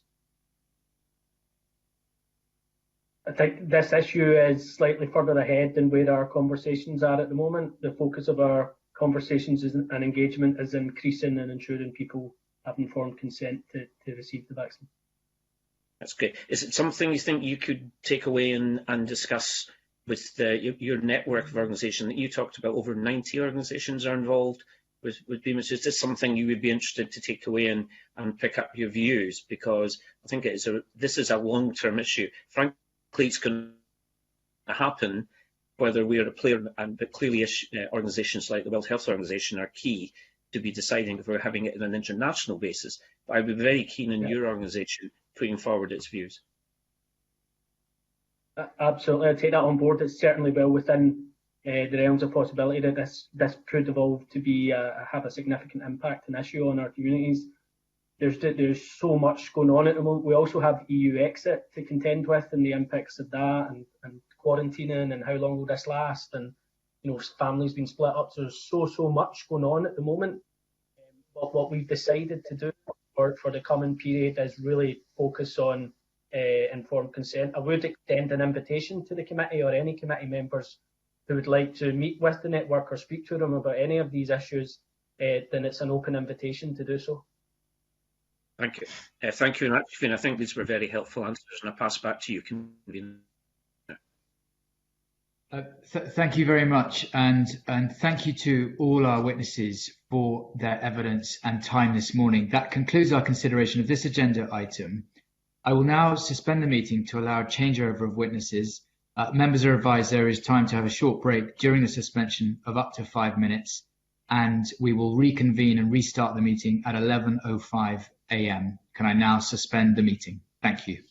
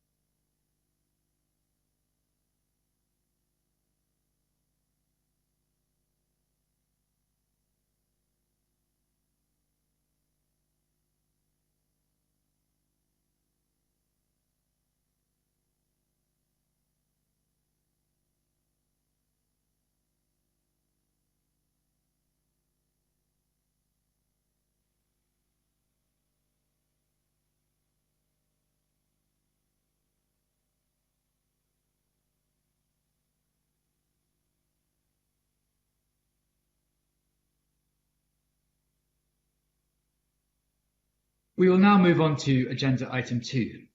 Under this agenda item, the committee will be taking evidence from the Cabinet Secretary for Health and Sport, Jean Freeman MSP, Caroline Lamb, Chief Executive of NHS Scotland and Director General for Health and Social Care, and Professor Jason Leach, National Clinical Director for the Scottish Government. This session gives members the opportunity to take evidence on the COVID-19 vaccination programme and this week's ministerial statement on COVID-19. The committee will also consider the following regulations: the Health Protection Coronavirus Restrictions and Requirements Miscellaneous Amendment Scotland Regulations 2021 SSI 2021/49 and the Health Protection Coronavirus Restrictions and Requirements Local Level Scotland Amendment Number 15 Regulations 2021 SSI 2021/54. Cabinet Secretary, can I welcome you to the meeting and thank you for your attendance this morning, and can I invite you to make a brief opening statement? Thank you very much, Mr. Cameron, and good morning to you and to fellow committee members. I'm grateful for the opportunity to update the committee on the progress of our national vaccination programme. Scotland's COVID-19 vaccination programme is now delivering ahead of our expectations, and that is thanks to the enormous efforts of our national and local vaccination teams, our local authority and third sector partners, and the armed forces, and all of those, of course, who have come forward for their JAG. So at the outset, let me put on record my sincere thanks to each and every one of them. I also want to update members as constraints in vaccine supply will mean that from this weekend, we will have to slow down delivery for a period of time. So let me explain that before we go any further. The total receipt of doses that we received to the 7th of February was around 196,000 less than expected, and therefore less than our planning as covered in our deployment plan published in January. Alongside this, we have vaccinated around 75,000 more people as a result of significant and very welcome take-up. Of course, that side is good news because it means that we've been getting the vaccine into more arms quickly. Members will recall Pfizer being publicly clear that their production would slow down so they could scale up to meet global demand. So the volume of supply for the UK is reduced for a limited period. If you take all that together and you factor in planned second doses, which will increase towards the end of February for Pfizer and March for Oxford AstraZeneca, we need to remodel our delivery to ensure that we carry enough supply to meet both first doses and increased second doses. We're on target to vaccinate 400,000 people this week. That's 2 weeks earlier than our commitment.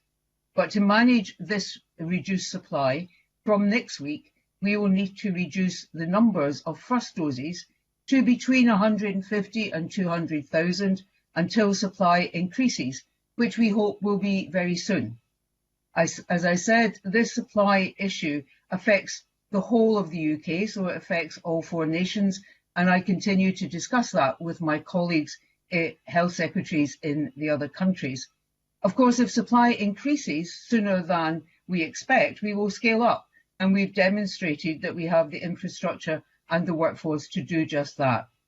The final point on this, and notwithstanding what I've set out on supply issues, we will meet our target for the over 70s and the clinically extremely vulnerable by the 15th of February and complete Group 5 by the end of February, early March, as we said. We also intend, supplies permitting, to be able to offer first doses to all JCVI priority groups by the end of May. Of course, I would be happy to set out the detailed modelling and the numbers, but as members know, that is an issue of concern to colleagues in the UK government, and we are still to reach agreement with them on what can be published. What is clear to me, though, is that people in Scotland are entitled to know what vaccine is coming in, how quickly we're using it, and so on, and I intend to be able to make that clear as soon as possible. Given the focus of this session, I also want to update on the progress we're making to address vaccine hesitancy, particularly in ethnic minority communities. And finally, Convener, I want to say a little about the global nature of the crisis and the global response that is required to meet it.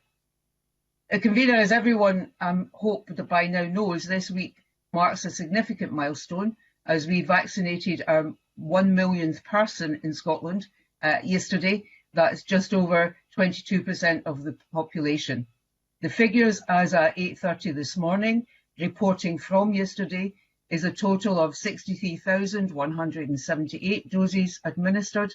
That takes the total number vaccinated to 1,048,747. That's 99.9% of elderly residents in care homes, 94% of all residents in care homes, 97% of those aged 80 and over in the community, 87% of the 75 to 79-year-olds, and 54% of those aged 70 to 74. Of course, none of this has been without problems, as members are well aware, problems that need to be solved. But I think I have always said that, and it is a sensible recognition that in a programme of this complexity, particularly when the programme is limited and has to deal with variation in supply of vaccines, and as we've seen recently, the unpredictability of our Scottish weather. The key to that is to respond to these problems and resolve them. Our decision at the outset to prioritise vaccinating older care home residents and staff came at a cost initially in terms of overall numbers, but I think it was the right decision because it saved lives. By mid-February, once everyone over 70 and those with serious clinical vulnerability have been vaccinated, we will at that point have to start conserving supplies for those second doses. Turning to the issue of vaccine hesitancy, we know that those more likely to be vaccinated and hesitant are in the Black, British, Pakistan and Bangladeshi groups, and people with lower incomes and areas of deprivation. A December 2020 SAGE report showed that willingness to take COVID-19 vaccine is markedly lower among people from Black, ethnic and Pakistani groups. Vaccine hesitancy is a risk that we're working hard to mitigate. The Scottish Government is working with partners to promote vaccine confidence through community groups, faith leaders and increase uptake. We're already funding a number of programmes that are active in communities, and that work will continue at pace, and I'm looking forward to hearing thoughts from members today. I had the opportunity to listen to some of your earlier witnesses on that. Finally, let me make mention of the importance of international cooperation. We are faced with an unprecedented but global crisis, leaving no country or people unaffected. It has emphasised the importance of our commitment to international solidarity and of working together on a shared challenge. Creating the conditions for equitable access to COVID-19 vaccines is essential. That's why I'm pleased that Scotland is part of COVAX, the international effort to reach out to other countries and stand with international partners, acting as good global citizens as we work together to find our way out of the pandemic. In conclusion, Convener, each health board is, as I'm sure you've heard from Mr. Archibald, working hard to get the vaccine into people's arms as quickly as possible, as quickly as supplies arrive, and everyone eligible will be offered the vaccine as we work our way through the priority groups. It's work that relies on partnership and collaboration at all levels, from individuals, communities and partners, and I'm sure that's a theme that we'll touch on today.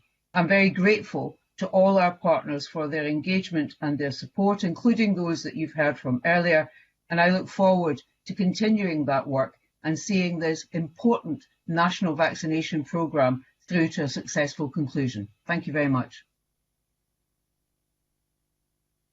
Cabinet Secretary, thank you very much for that very full and comprehensive overview and update on the various issues.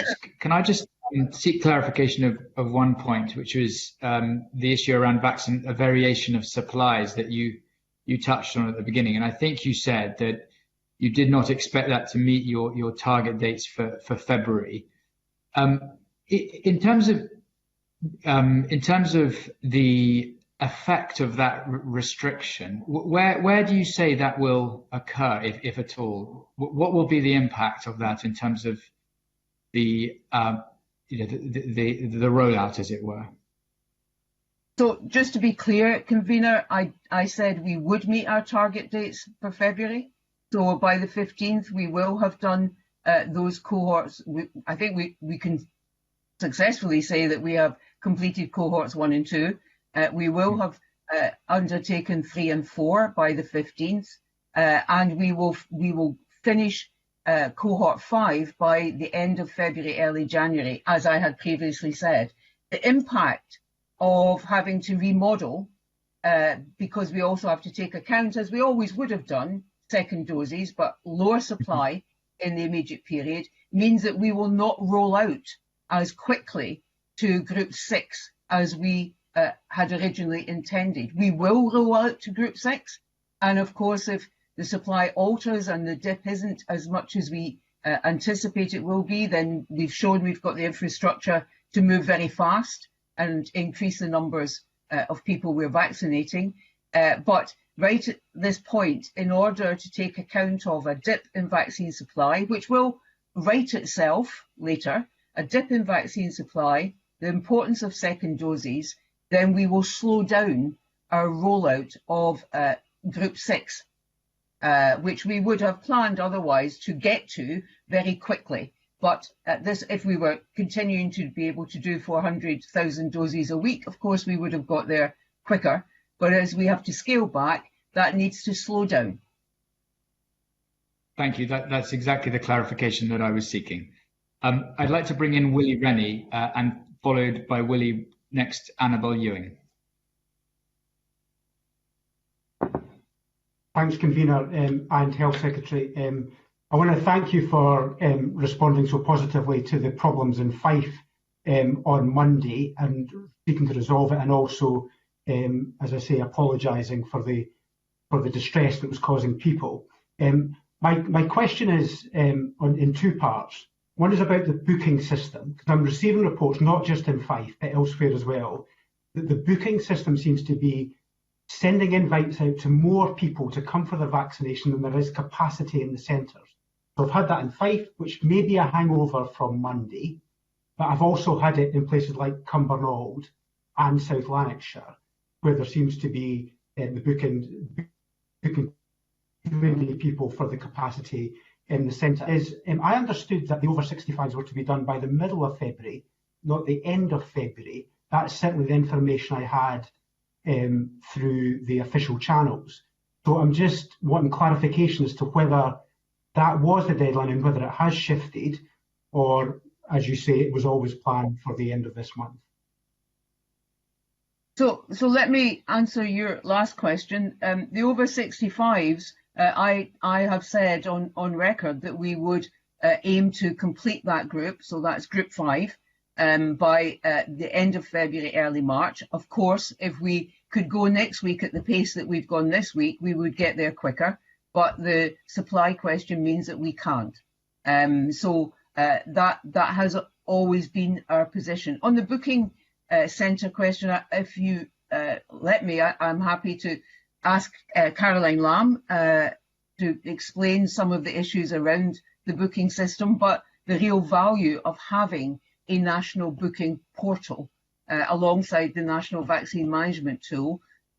The point I would make is not without the glitches that need to be resolved as we go. What we are creating here is a legacy vaccination infrastructure on the simple premise, which I think is a sensible one, that notwithstanding the current programme to get through 4.5 million adults over 18, we have a reasonable expectation that vaccination for COVID will be a continuing exercise. Don't know the scale of it in future years, don't know the number of years we might do that, and Professor Leach might want to say a bit more about that, but it is a reasonable expectation that some kind of COVID vaccination programme will be required. So creating these national tools is an important part of the infrastructure. But Caroline, I'm sure, can say a bit more about the booking centre itself. Yes, thank you very much, Cabinet Secretary. So just to add to what the Cabinet Secretary has said, we are obviously well aware of the issues in Fife, and we're very sorry that happened. That was and has been identified as being an IT glitch in the system. That glitch has been identified. We have confirmed that it didn't affect any other NHS boards, and that's been fixed. I guess one of the things about standing up a national booking system is that it works based on assumptions that are made on how long it takes to get vaccinations done through clinics, and we are learning all the time around the processes, and some of these clinics have only very newly started to operate. So I'm not aware of any systematic issues with the system in other health boards, but there may have been issues in individual clinics based on the assumptions that were in the system around how long each appointment would take. And that is exactly the sort of thing that locally NHS boards are working through and updating the system, and we're learning all the time about how that works. I think I'd also just add to what the Cabinet Secretary has said about the legacy and the opportunities that standing up this national system provides us with. We are moving towards at the moment, those boards who are using the national schedule tool, people who've been booked into appointments are able to go onto the tool themselves to reschedule their appointment, or they can phone the helpline and the helpline will help them with that. There, as the Cabinet Secretary said, we are running a lot of people through clinics this week. So this week, the availability for rescheduling appointments will be pretty tight. That eases off as we go forward into future weeks. I think the other thing just to make clear is that the tool is also being developed further, and as we move into broader groups of the population, we would expect them to be able to go on and schedule their own appointments, so to choose the location that is most convenient to them, which might actually be a location closer to where they work rather than where they live. So this is a system that's being developed all the time and being developed very much with an eye to the future and to what we will need to do around continuing programmes of COVID-19 vaccination, but also our vaccination and immunisation programmes more widely. Thank you. Willie Rennie? Yeah, just one more question. I think it's a sizable problem, but there are people who are over 80, were vaccinated by their GP, are now getting letters from the central system offering them another appointment for their first vaccine. Now, I just want to know whether that problem is going to be resolved, because it could lead to unused appointments if they don't subsequently. Can Caroline Lamb perhaps explain whether this is a widespread problem? Yes, thank you very much for that question. So I'm aware of some issues, particularly around St Andrews, where there were some instances of over 80s who've been vaccinated then being offered new appointments. Again, this is very much about making sure that all our data is linked up, and the team have been working very hard to resolve that. So again, we would not expect to see that happening in the future. It's also a complexity about people appearing in more than one cohort, and we'll see more of that as we go through the programme. So the teams are working very hard to address that, because as you can imagine, as we get to start calling the over 50s, a number of those will already have been vaccinated by virtue of being health and social care frontline workers, for example. So there is a huge amount of logistical complexity to be dealt with in this programme. We're not going to get everything right first time, but we are working really hard to learn from the things that don't go quite right the first time, and to make sure that we get them right for the future. Thank you for that. Our next set of questions come from Annabel Ewing on vaccine procurement, distribution and deployment plan. And following Annabel, I think Stuart McMillan would like to come in on similar question. Annabel, please. Thank you, Convener. Good morning to our panel. First of all, a question to the Cabinet Secretary, and again, I would wish to praise all the really Herculean efforts. I think they've been described, and I think that's absolutely true, of everybody involved in ensuring that we are now well over the 1 million mark in terms of those who have received their first dose. Going back to the issue of supply, Cabinet Secretary, I wonder if you have any indication at all in terms of when you may be able to provide a timeline with regard to the rollout that may be impacted by this gap in supply to the UK, because I think obviously people listening to this would wish to have as much information as is currently possible. Thank you. Thanks very much for that. Can I just make one point in response to the issue Mr. Rennie raised before I answer Ms. Ewing's question, and that is the point about data linkages that Caroline touched on. One of the issues that we are resolving as we go is the difference between the data that comes in through our national vaccine management tool and the data that comes from GPs through their own system. Ideally, we would want everyone on the national vaccine management tool, not least because that gives us very clear sight nationally about the numbers going through and the forward booking, so we can look ahead, if you like, in a much better way. And we will get to that point where I hope we do have everyone on the vaccine management tool, because that also gives us downloaded data every 2 hours, I think. Caroline will correct me if I'm wrong, so we can see how the programme's working, and where we forward see or anticipate glitches or issues, we can act a bit more quickly to resolve them. But the other point I'd make for Mr. Rennie and for all colleagues is where you have issues raised with you, the best thing to do is to make sure that we're aware of those so that we can then act quickly. Even if it's only 1 or 2 instances, we still want to know so that we can act quickly to resolve it. In terms of Ms. Ewing's question, it's a really important question. What I think is important for everyone listening and your constituents to know is that notwithstanding the dip in supply that we know we will have next week and the week after, what we will still meet February 15th target. We will still meet the end February, early March target to complete Group 5, and we will begin towards the end of February into March to start issuing in a phased way booking appointments for Group 6. One of the most complex groups, I have to say, but for Group 6. So people should not be anxious that the appointments that they were expecting to see through the rest of February, if they're in Group 5, will not come. What we're doing is slowing down from 400,000 doses a week, which would have seen us get through all of that much quicker, to around about half that number.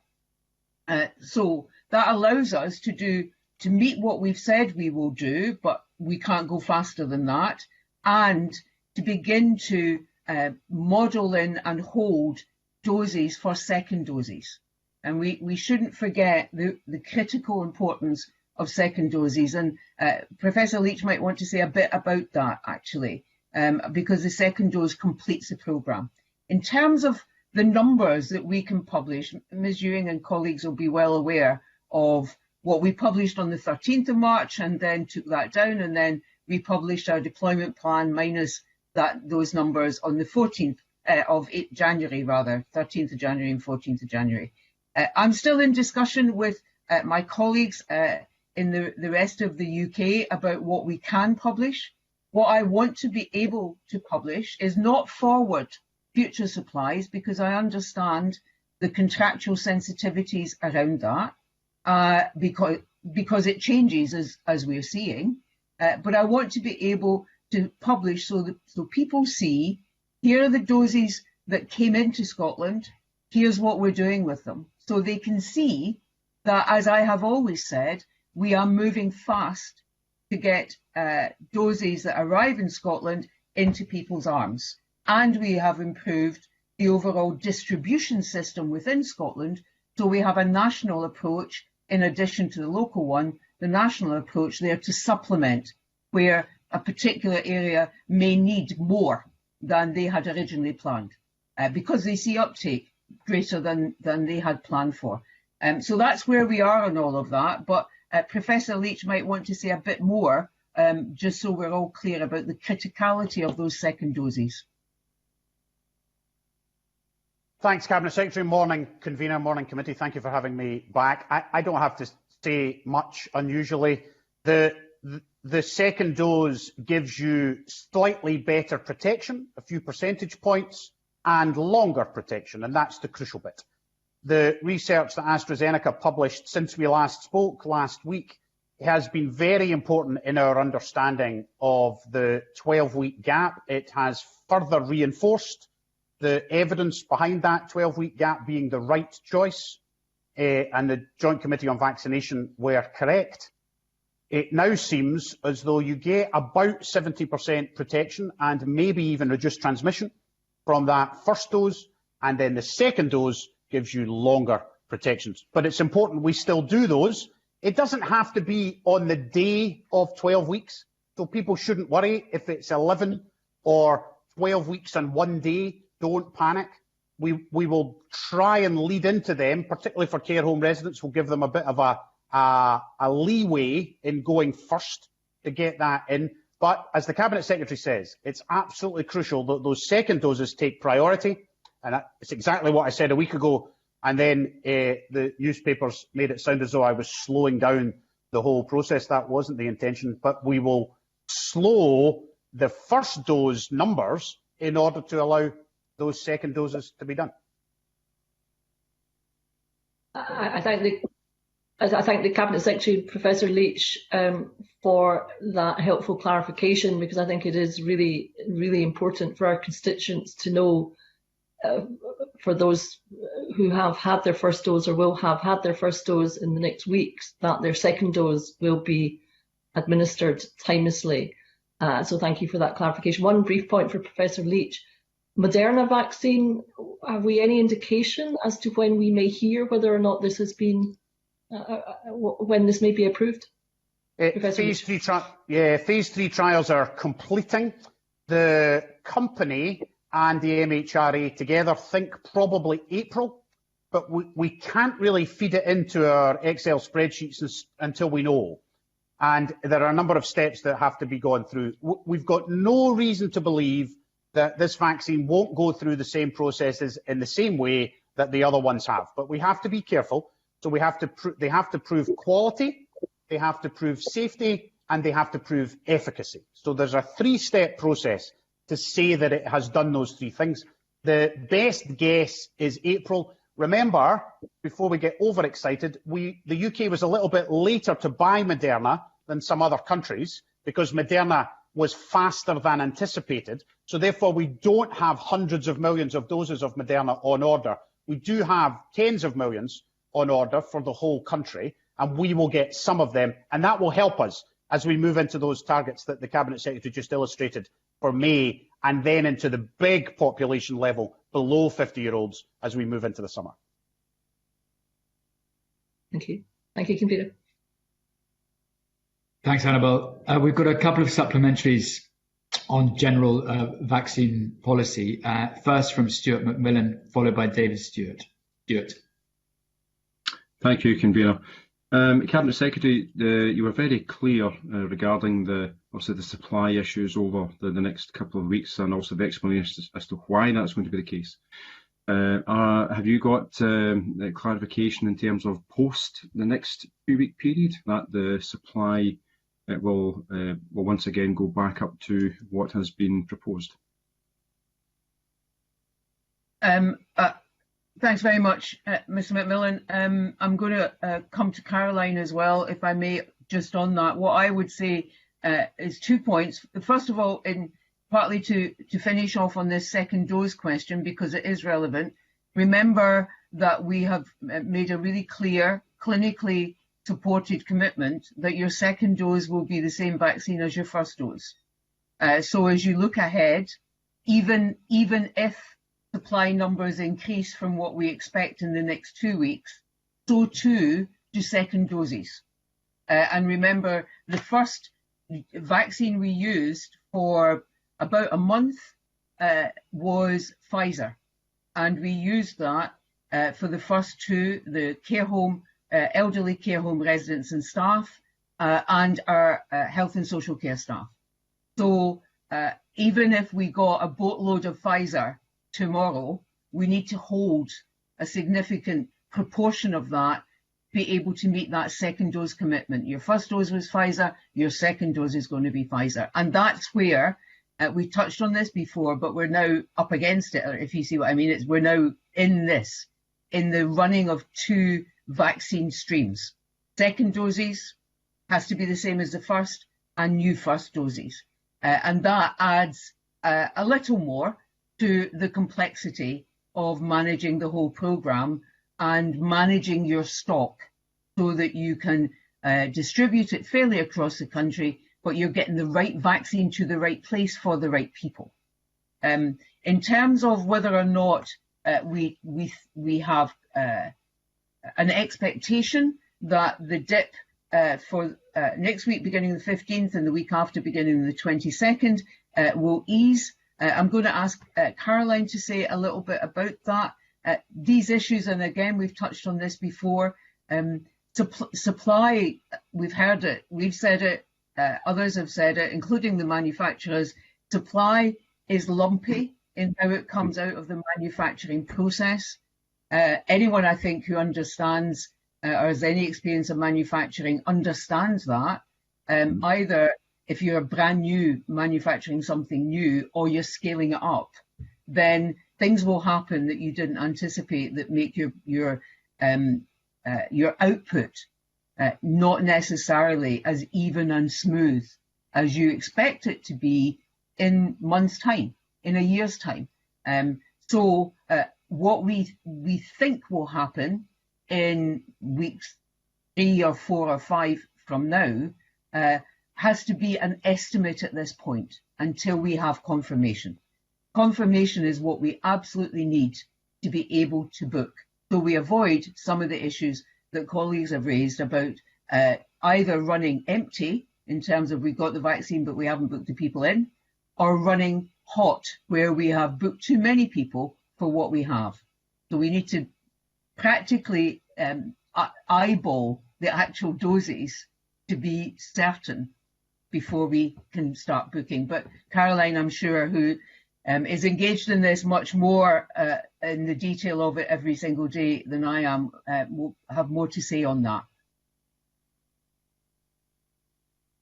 Yeah, thank you again.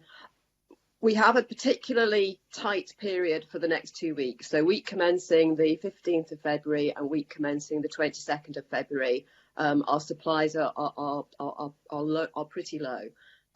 After that, we do expect that supplies will increase. Again, for the reasons that Cabinet Secretary set out, I can't be absolutely open with you about precisely what we're expecting. However, we then see another dip just for a week based on current projections towards the end of March. The other thing, maybe just to be clear with the committee about, is to reinforce what the Cabinet Secretary said, that we get regular updates on what we can expect our supply to be, and those updates move quite a bit. So we just need to be really careful that we are not that we're not making assumptions about supply maybe 3 or 4 weeks from now that may not then materialise. But in broad terms, it's really tight to the end of February, gets a bit easier through March, and then dips again in March. But I think as well, just to highlight what the Cabinet Secretary said about the second doses, it is really important that in our reporting that we start to report both the number of first doses and second doses again that we're giving, because that's the real measure of the total consumption of our of our vaccine supply. Thank you.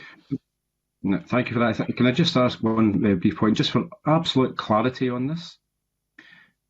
This is the Pfizer vaccine, which is manufactured in Brussels, in terms of the supply issues that we're about to go through. Is that correct? It is, well, it's twofold actually. It's the Pfizer vaccine, because they said they were very open about it, about in order to meet global demand, they would need to scale up their production. And to do that, you scale down so that you can get the new machines in and the new lines of production running. It's no different from manufacturing something else. And so that causes that dip. Equally, AstraZeneca is moving to, as I understand it, Caroline will correct me if I'm wrong, to production for the UK solely in the UK. So the factory in Wales will be the sole provider for us. So there's movement. Now, none of this should be taken at all as critical of the manufacturers. They are they're working really, really hard. They're working to increase their production because it's a global pandemic. Other countries need and should have these vaccines too. And they're at early stage of production of this. It's not like if you're a supermarket and you order today the number of loaves that you expect tomorrow from your supplier, that supplier has been producing those loaves for years. Barring something going wrong, like a machine breaking down or a fire happening or some such, though I wouldn't wish it, then if you order 1,000 loaves, you're going to get 1,000 loaves. It's not as smooth as that yet because this is a new manufacturing process and therefore it comes out a bit more lumpily as we've described it before. Thank you. Could I have a... Thank you, Stuart. The next question is a supplementary question from David Stewart, and then we'll have one followed by Mark Ruskell. David, please. Thank you, Convener. Just two very quick points to Jason Leach. I know that Johnson & Johnson have had a vaccine approved in the States, which is single dose only, which presumably would save an awful lot of logistic headaches if that was approved in the UK and beyond. Perhaps Jason could say something of that. And finally, I note that the Russian vaccine, the Sputnik 5, has a 92% efficacy and has just been approved for use in Hungary, one of the first EU nations to have that. Where are we with that approval within the UK, and what's Jason Leach's view on both of these potential vaccines? So let's just think about the process a little bit. I don't think the Janssen vaccine has been approved in the US. What they've done is publish a trial. So I don't think the FDA have approved the Janssen vaccine, which is the Johnson & Johnson one. It is the first in the pipeline of a single dose vaccine, and there has to be trials to see if that gives us enough protection. A couple of people have asked whether this is going to be annual. We think it probably is, at least for the foreseeable future, that we will need a booster dose of a vaccine for all of us, probably, that will react to new variants and be adapted to those new variants. We will, of course, the MHRA will be in conversations with all of these companies. Remember, the companies have to apply for approval. So the MHRA don't go looking. The company comes and says, you are the European approver, you are the US approver, you are the UK approver, can we have our vaccine? That's in the interest of the companies to do that, of course, because they want to sell their vaccines. At this point, there is a pipeline of them going to the MHRA as those trials come through. So after phase 3 trials, and even uniquely for this purpose, during phase 3 trials, they apply for approval pending their results. The over 90% for the Sputnik Russian vaccine is excellent news. That's in phase 3 trials. That's not in the wild, remember. That's inside their limited cohort. So the MHRA will look at that data for us. They'll look at the age distribution, the demographic distribution, the ethnicity distribution, and decide if that number is correct for our population. And then they'll take a view on whether that should be approved for use in the UK. And the UK government, on behalf of all of us, have put poker chips on some of those vaccines coming good, and that's why we have 360 million doses ordered and not all here yet, and not even all approved yet. So we're as confident as we can be that we have bet on the right vaccines to come through that pipeline. Thank you, Jason. Could I turn next to Mark Ruskell? Thanks. If I could just return briefly to some of the problems that we saw in Fife this week. Is there now absolute clarity as to the nature of that IT glitch in moving to the national booking system? And can you reassure us that for those health boards that are moving towards that national system have yet to transition, such as Tayside NHS, that those problems can be avoided going forward? Can we learn lessons very quickly from the incidents of this week?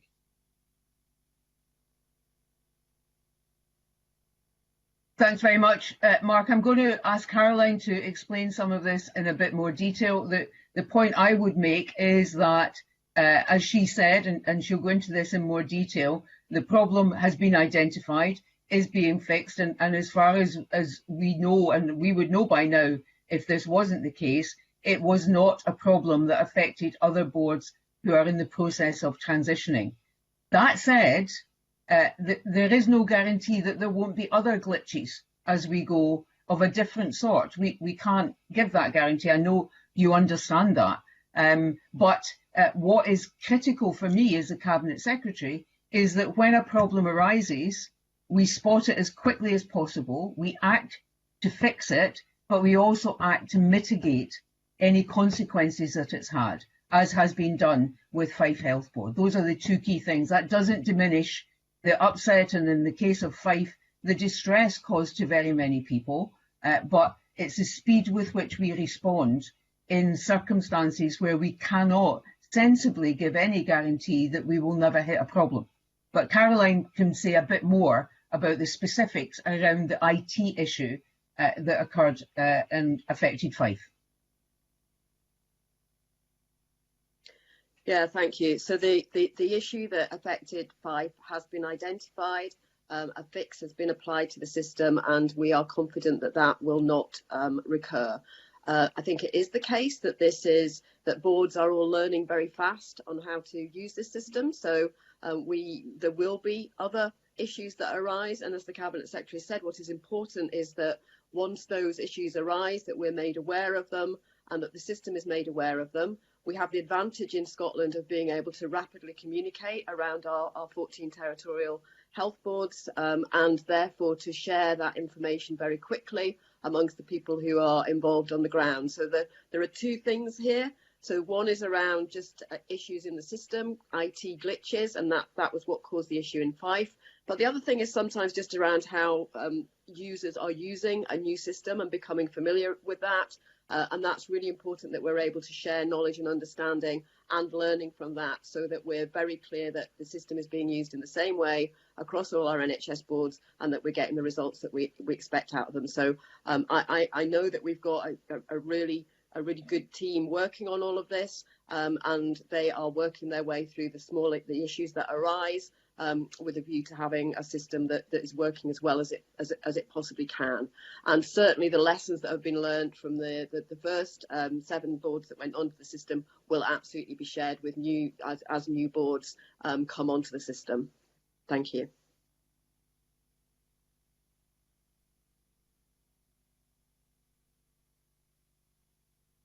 Mark, do you have a follow-up question on that? I have a question on another topic, Convener, but is it suitable to ask it now? Is it on vaccine hesitancy? It isn't, but I could move on to that topic if you wish. Okay, why don't you ask your question that's not on vaccine hesitancy, and then we could deal with vaccine hesitancy in a moment or two. Okay, thanks very much. I mean, we've had some worrying information this morning just about the numbers of different variants that are existing at the moment within the UK. And obviously the approach that we're seeing, particularly in other parts of the UK, is this surge testing. I wonder if you could give us an update on how that's playing out in Scotland. I mean, what I'm seeing is sort of two things. Firstly, geographical areas like Clackmannanshire, which are still seeing quite high rates of infection, but also seeing outbreaks in workplaces. There was an incident in Perthshire with outbreak in a workplace there. There was incidents in Stirling at a bus station as well. And I'm wondering, how do you then use the surge testing in both like geographical areas, but also in workplaces to really test those that are symptomatic and asymptomatic, and then go on to do sequence testing to ensure that we've got a hold on where these variants are cropping up? I'd appreciate an update on where we are with that, because I'm hearing sort of progress that's happening south of the border, but I'm not clear on what's happening in Scotland on that. Okay. If I could start, Convener, I'll come to Professor Leach for more detailed information on the whole issue around variants. within the virus. The dominant virus now in Scotland is, of course, what was initially known as the Kent variant. That's the one that we're dealing with primarily at this point. The old virus, if you like, the one we had at the start of last year, much diminished, and this new one is much more infectious. The nature of what you deal with then determines how you use all the tools at your disposal, of course. That just makes sense. So in terms of community testing, which is, I think, what Mr. Ruskell is largely referring to, he will have heard some information from the First Minister on a couple of occasions about the increase in community testing that we now have underway. So we already have testing for all admissions into our hospital setting, testing for our patient-facing health and social care staff, testing actually 3 times a week now in our care homes, and community testing. So before Christmas, we ran some community-based asymptomatic testing, and now we are scaling that up. And we're scaling that up in 2 particular ways. One is on the basis of discussions with a local authority area about what makes the most sense in their area, looking at the data, and then working with them so that they can run that testing, and we supply the kit and it comes into our database, if you like. The armed forces are helping us a little bit there with setting some of that up, and of course the ambulance service is really critical.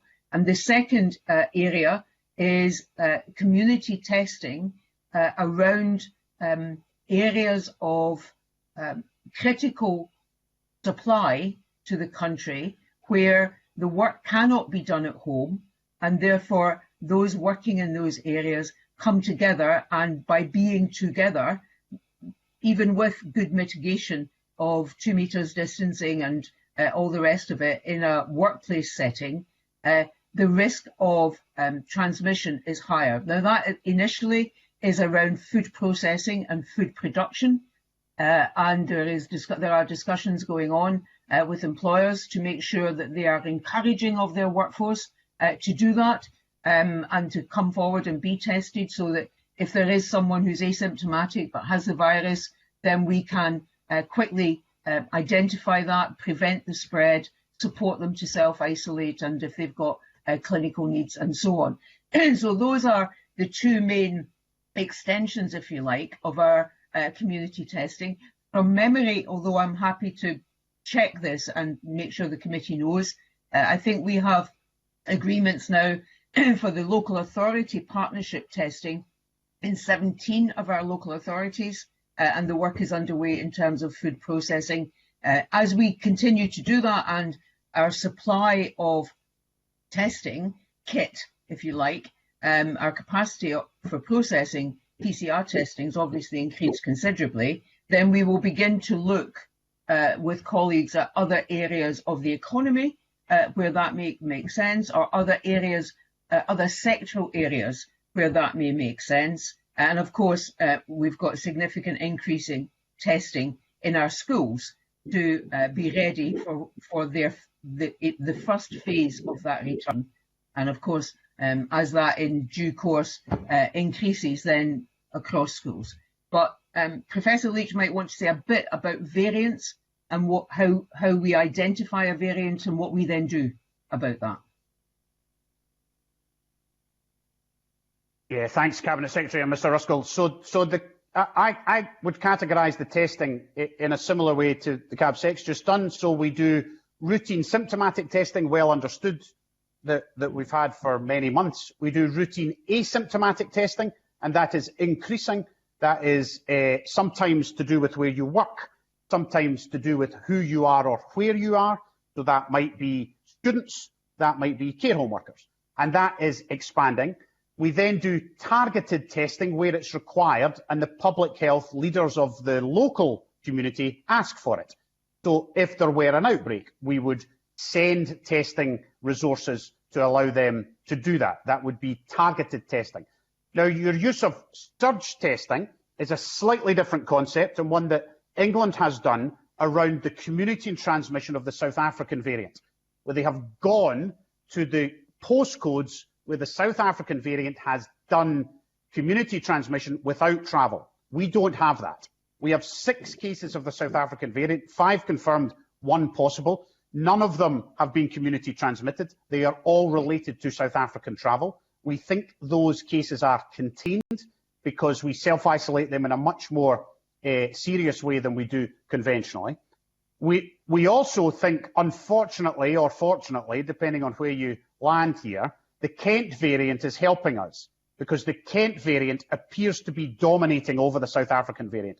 Even in England, the South African variant is not gaining huge traction because it's transmission that gets the virus traction.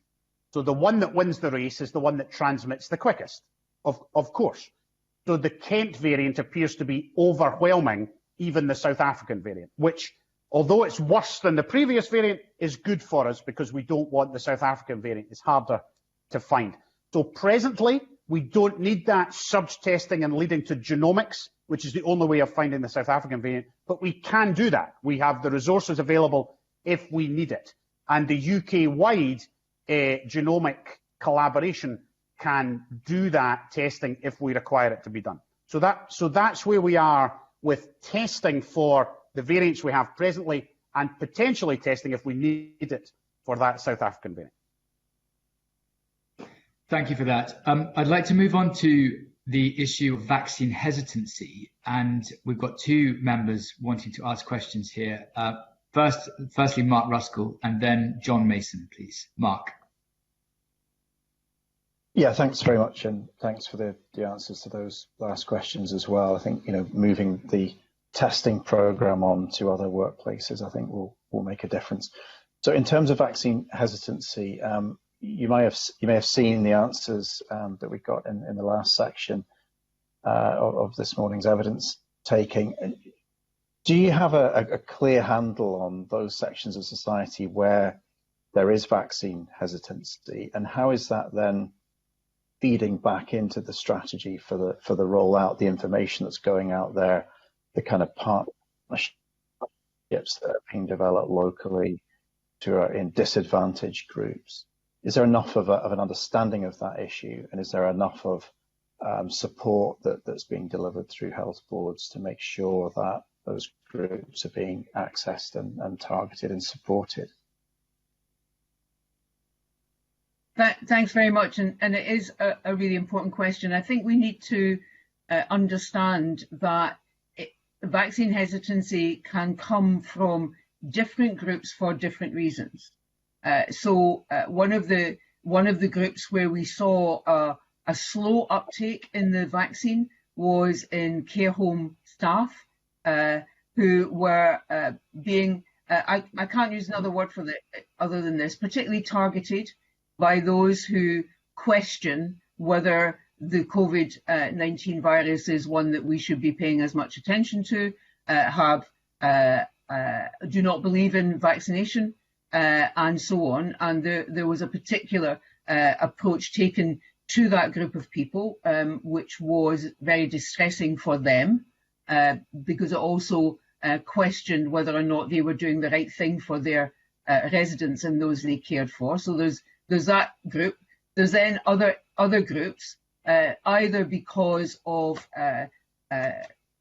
faith reasons or for other reasons, may have concerns about whether or not they should take the vaccine. Others who, because of conditions, perhaps anaphylaxis or allergies and so on, have concerns. So there's different ways that you have to respond to this.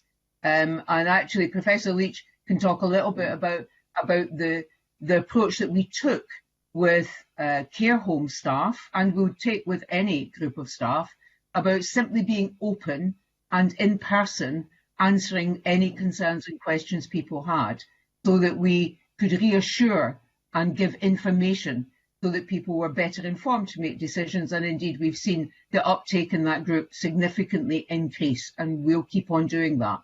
In other groups, other areas, so my colleagues, Ms Somerville and Ms McKelvey and Ms Campbell have all helped us significantly with, for example, faith leaders. I think you might have seen the little video from a range of faith leaders in Scotland promoting the uptake of the vaccine to try and ensure that the communities that they serve are well informed. Of course, what we put out by way of information is put out in as many languages and formats as it needs to be, and if we miss any, then we can redress that. We have worked with BMIS and Sikh Sanjong to also engage with them with some specific resourcing to host webinars or to do some targeted campaigning towards their groups. But the final thing I'd say is 2 points. One, I don't think we're finished with this yet at all, so I'm not going through this with you to say, so we've done it and we're fine. We need to keep looking at this. And as the data comes in, we are increasingly able to see where there may be clusters of people who aren't taking it up to the same level as across the country or wider in their community. That may also be people who are in disadvantaged communities, who are not regularly in contact with their health service, who don't find it easy to access those services, where we have to then modify our approach to delivering the vaccine to make it easier for them. But the data coming through is what allows us to look then geographically and say, is there a part of the country, a part of a community where the uptake looks low to us compared to what's happening elsewhere? And what might we do about that? The final thing, before either Professor Leach or Caroline might want to say something, the final thing to say is we're looking ahead at the under 50s group and trying with our insights team, focus groups and so on, to get a feel for how they're feeling about taking the vaccine, what the likely uptake might be. If that looks lower, we need to change our marketing and our information approach so that we are resonating with them and encouraging that under 50, over 18 and under 50 group to take up the vaccine as well. We're aiming at 80%. That would be really good. Higher, even better. But we need to adapt and modify our approaches as we work through all those groups. I don't know if Caroline or Jason want to say anything more.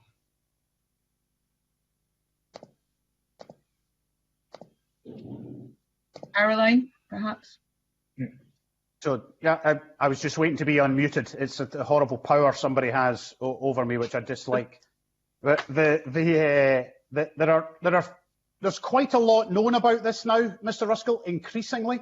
There's an excellent website called the Vaccine Confidence Project, and I had the privilege, along with the UK's senior clinicians, of meeting the leader of that on Tuesday night this week, where we had a UK-wide discussion with all of the CMOs, the clinical directors and the CNOs about how we should tackle this across the whole country. The first thing to say is we should keep it in perspective. It doesn't mean it's not important, but we should keep it in perspective. I mean, we've managed to vaccinate well over 90% of each of the groups we have so far targeted. So that is much higher than any of us anticipated getting to. However, 99 would be better than 90, so we should keep at it. There are 4 categories of decision-making in here and communication difficulty in here. There is an age-related challenge, which CABSEC has just talked about. So we're in conversation with Young Scott, with schools. I did some work just yesterday with some primary kids to try and get them to persuade their parents, etc., etc. There's a demography challenge. So in general terms, the poorer you are, the more hesitant you are. That's, of course, not universal, but in general terms, and that's about access. It's about making it easy. It's about it being GP-led some places and non-GP-led other places. There's an ethnicity challenge, and that is mixed in with a faith challenge in some ways.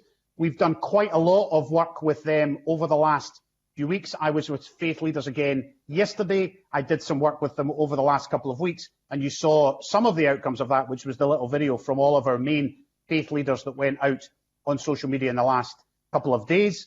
And that's partly about constituent of the vaccine, partly about state control, and partly about where the vaccines come from. And we have to deal with that communication specifically for each ethnic group, and that's what we've tried to do.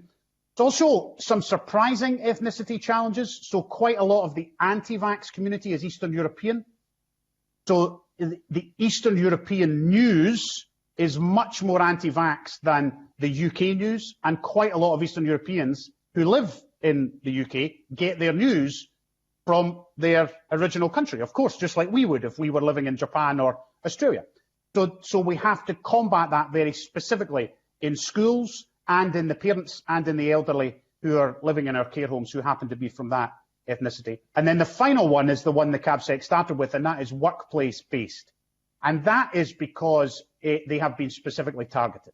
That's not a challenge with them as individuals.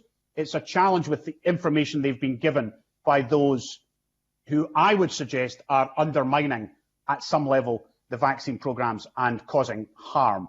The Vaccine Confidence Project people, where their summary of the long conversation was surround each of these groups with the correct evidence-based information. Surround each of these groups with the correct evidence-based information. And that's what we are trying to do with marketing colleagues. Unfortunately for them, me talking to them, talking to the care home workers. This week I did home care workers with hundreds of people asking questions. And then we have to use the media, we have to use trusted voices, we have to use MSPs to get those messages to each of those groups.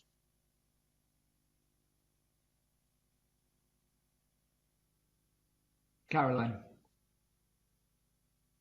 Yeah, thank you. Just to add to that, so obviously all that messaging and engagement with groups is really, really important. The other side of that is the data and being able to analyse the data to know which groups we're not hitting, which locations maybe we don't have high take up, and this is that we.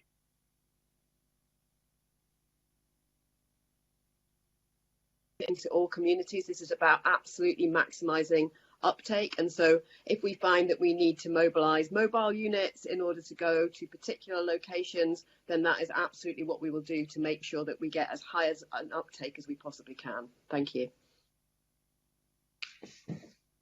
Thank you for that. Please could we have our next questions from John Mason?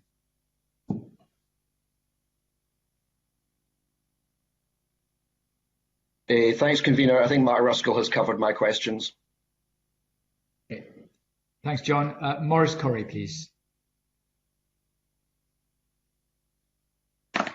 Thanks, convener. Yeah, good morning, everybody, and thank you for all the work you guys are doing on whole rollout. Can I just add one small question? Are there any gaps that you're facing? This is particularly aimed at Caroline Lamb.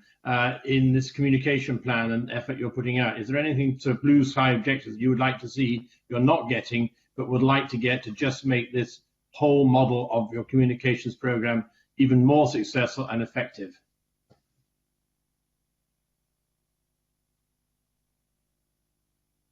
Sorry, I was waiting for somebody to unmute, as I could do it myself. So I think what is really important is that we're clear and consistent in our messaging to the public. I think what we've seen so far is people being very anxious about getting their appointment, and that's great because it indicates that people, people's enthusiasm for getting the vaccine and the feedback that we're getting from the vaccination centres is that there's a really positive atmosphere, and people are getting a real buzz out of being involved in the programme. I think as we go forward, we will need to start to tilt that messaging more towards the importance of people taking up the vaccine, not just for their own protection, but so that we're providing greater protection for everybody. And then I suppose the final thing I would say is that I think we need to be careful about the messaging about how much, and Jason might want to add to this, the messaging about what the vaccination affords you in terms of additional freedoms, because we're absolutely clear that having been vaccinated doesn't mean that you don't need to still stick with the guidance and comply with regulations.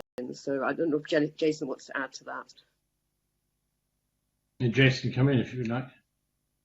That's exactly what I was going to say, Mr. Corrie. I think the next phase of this phase of the communication has gone really well. People are excited to be vaccinated, which is new.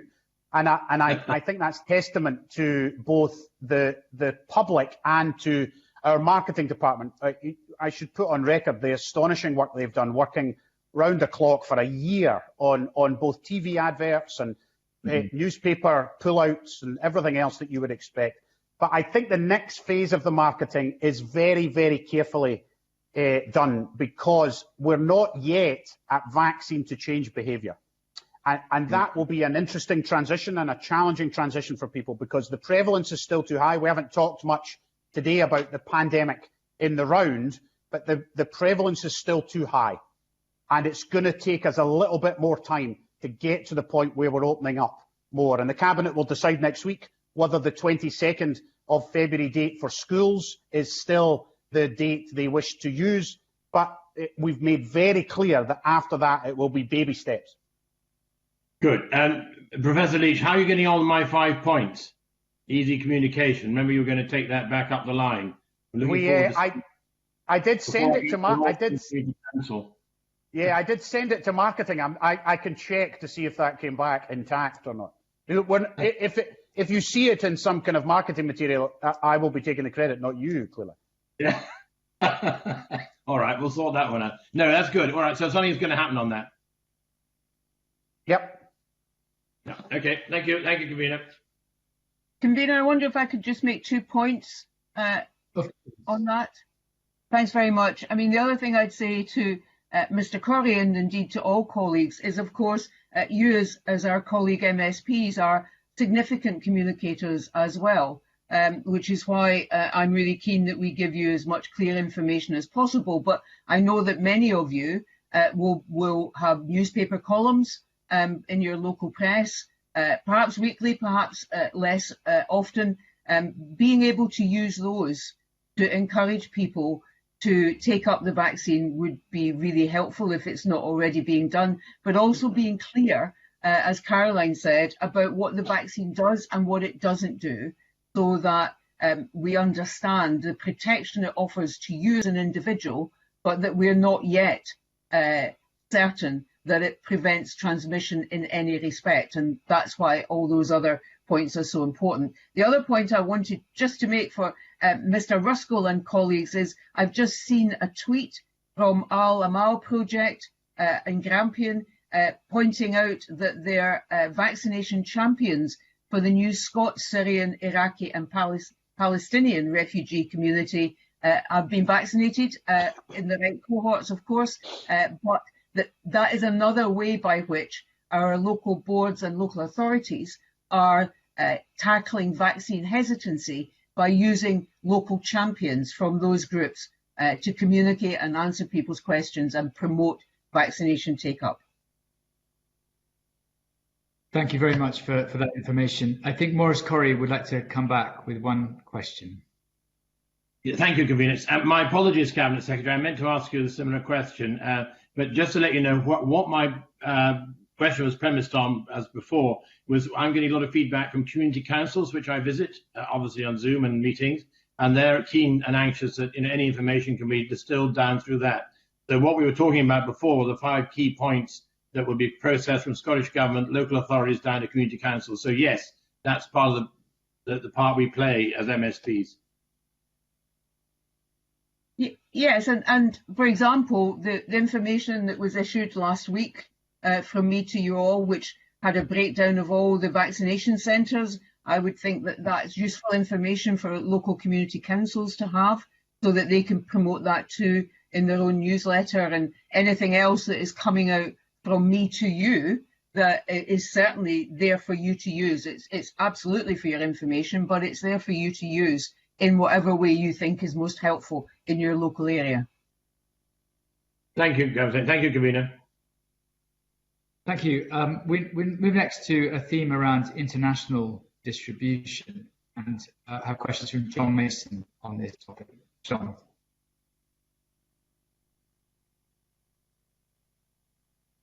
Thanks. Just waiting for my microphone to come on.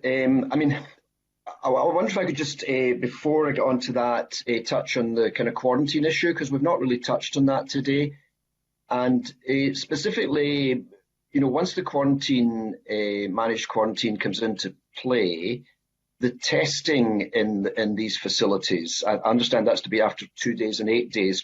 Can somebody expand on what that testing will involve?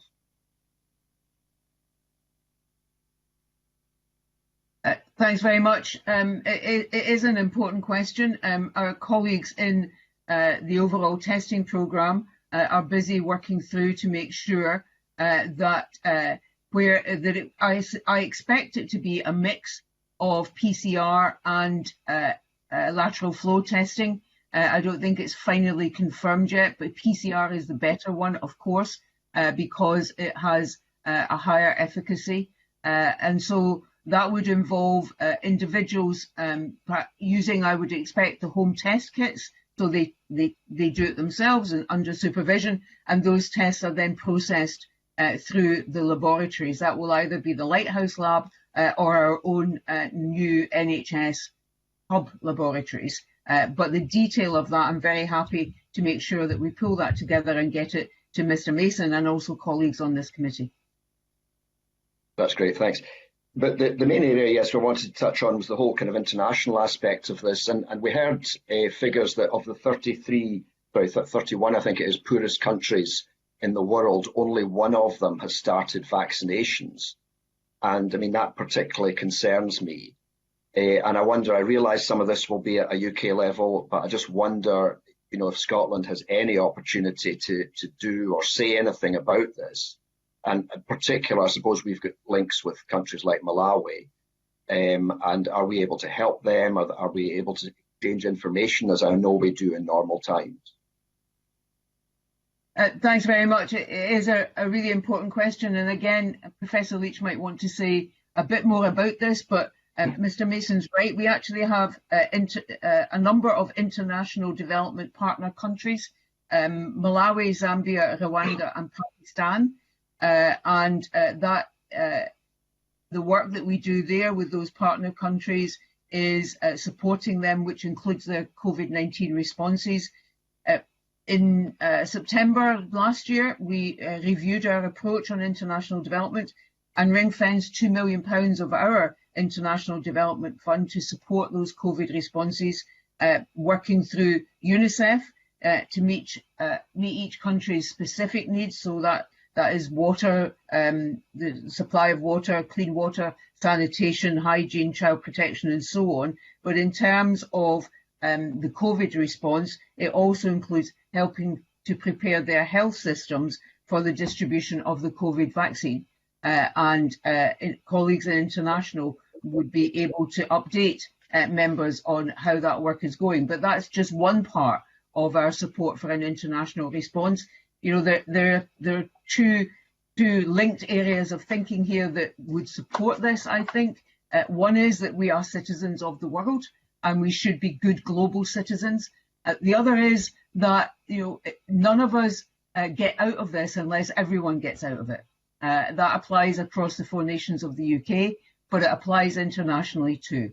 And so we need the world to be able to deal with this global pandemic and move all the populations to a place where they are as safe from this virus as we want our Scottish population to be safe from the virus. So there's a very great deal to commend the work that we're trying to do in this, and I know that we're engaged with the UK government to see if there is more that can be done. But there are other areas of international cooperation in research and science and epidemiology and so on, and perhaps Professor Leach might want to say a little about some of that.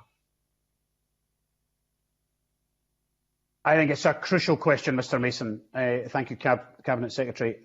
COVAX is the global response to this question, and it is about taking 92 of the poorest countries in the world and getting 20% of their population vaccinated by the end of 2021. That's the aim. So 92 poor countries, a fifth of their population vaccinated. And the donors to that are the main WHO donors. And that is the UK, right at the top of that league table. And fortunately, I mean this apolitically, fortunately, the US has rejoined. And that will help both financially, but also in terms of scientific and academic resource to that programme. At an individual country level, the UK is fully engaged in that from international development and the departments of health around the country. At a Scottish level, there is some resource. There is principally help in terms of our ability to liaise with the people we already know. I am planning a call with Zambia and Malawi and their heads of quality, who I know for other reasons in non-pandemic times. And I was in a meeting that the WHO convened a week before last around how we would engage in an intellectual way rather than a money way with Malawi and Zambia to help them with that rollout. Lessons learned, what do they need? We don't want to impose our version on them, but is there anything we can do to help them? So that is an ongoing relationship. We usually do it around maternity safety or mental health waiting times, but we will do it around vaccination in particular because that's their top priority right now. So those relationships are good, they are intact, and they will be used for this purpose. At a high level, politically, we the Scottish Government, supports the COVAX programme, and I would commend every MSP to get behind that on behalf of the Scottish Government, but also on behalf of the UK Government. I mean, thank you for these answers, and I mean that sounds quite positive from a kind of government point of view, a health point of view. What about pressure on the companies? I mean, I think when it was mentioned that when we had HIV, the big pharmaceutical companies were forced to share their knowledge around the world, and that helped us get on top of HIV. And is there any sign of that happening, that these big companies are going to be forced to share the intellectual property and just the general know-how with Africa, Asia, etc.? I can take that, Capsec. Yes, please do. So the companies, no, I wouldn't use the word forced. I would use the word a coalition. So there is a coalition led by the WHO in partnership with private companies. Of course, it's private companies that make these vaccines and governments who then help with the supply of these vaccines. So, for example, if you give the vaccine formula to a factory in India that's the biggest vaccine manufacturing plant in the world, they can make the Pfizer vaccine if Pfizer share the intellectual property. That is happening. And Pfizer are doing that at cost, not for profit. And all of the drug companies that I have seen so far, I haven't seen them all, but all of the drug companies who have vaccine in the market just now are saying they will give vaccine to COVAX at cost price, and they will allow it to be manufactured in these very safe and effective factories in these parts of the world where it is needed. There are 1 billion people in India, remember. They need 2 billion doses of vaccine. It kind of puts our vaccine programme into perspective when you have to vaccinate rural India or sub-Saharan Africa. So absolutely, as far as I can tell, and there are cleverer people than me checking and looking at it, the drug companies are absolutely engaged in this global response and want that to be part of their legacy. Thanks, Convener. I should say from Mr. Mason that Oxford AstraZeneca they were very early in saying the international approach that they would want to take. But First Minister and I do have regular meetings either together or I will meet both Oxford AstraZeneca and Pfizer, and we will use those opportunities to continue to encourage them to do just that. And as other vaccines come on stream here in the UK and Scotland, then we would look to have the same kind of relationship as we currently do with Oxford AstraZeneca and with Pfizer, with any others, including Moderna, which is the one that we expect soonest. Okay. Thank you. I think Willie Coffey has a question on this topic. And Willie, please feel free after your question and answers to go straight into the next topic around longer term issues. Thank you. Okay, thanks very much, Convener. My apologies. Firstly, my data connection is dropping with regularity, so hopefully it will stay on during my question. Question for Jean. It's really about the international dimension to this, Jean, that you mentioned in your opening remarks and a few times in response to some of the members' questions. I've been hoping to ask similar questions to representatives from the UK Vaccine Task Force, but sadly they declined their invitation to come to the committee. So my question is following on from John Mason to you earlier. It was really about, can we reasonably expect our third world countries, our friends, to vaccinate at the same kind of pace that we're able to do in the West and in Europe and so on and so forth? And do they need more help to enable them to do this? So it's not really about vaccine supply, it's about vaccine distribution and application methodology. Do we need to help them a little bit more in that regard, do you think? So I think it's a very important question, as Mr. Mason's were too, because you're right. It's not just about the supply of vaccine; it's also about getting those vaccines into people's arms as quickly as you can, and that's partly what I touched on earlier when I spoke about the ring-fenced amount of money that we put aside for our international development partners to help them with their COVID response. It's about the infrastructure and the support to deliver a COVID response. It's not likely that they are able to do it across the piece. I wouldn't want to do anyone a disservice, but across the piece at the pace that we can. Partly sheer scale and size. You heard what Professor Leach said about the number of people we're talking about in India, for example. So it's the sheer scale and size of this. It's also about their existing infrastructure, not just their health infrastructure, but the other bits of infrastructure in a country that you need, about road and rail networks and access to communities that may be remote and rural. So I have no doubt personally that more help and support is needed, and I certainly hope that, I know that we would want to play our part in that and continue to press that is a UK-wide response. Professor Leach may have a bit more to say on that, given a more detailed knowledge of some of those countries himself. Mm-hmm.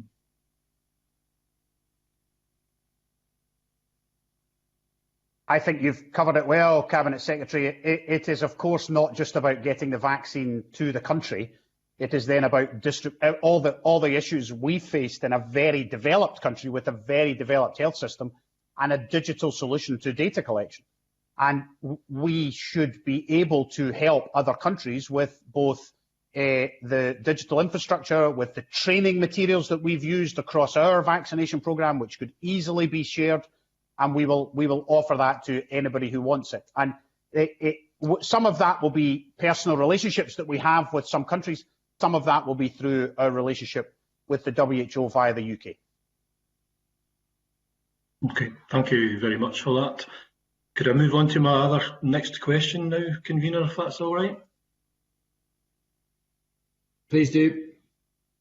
It's looking to the future, Jean. I don't know if you heard Dr. Buist's comments in the earlier panel, who basically said that the rollout strategy in Scotland was the correct one in his view, and that the GP practices really couldn't have done this if that was the route that we had chosen. Could I just invite you to look ahead to the future, and sadly you won't be in the Parliament to help us do this, but if we find that we are having to do vaccinations on an annual basis, say we discover that we have to keep doing this, do you think that the rollout model that we have in place at the moment is the one that we'll continue to use?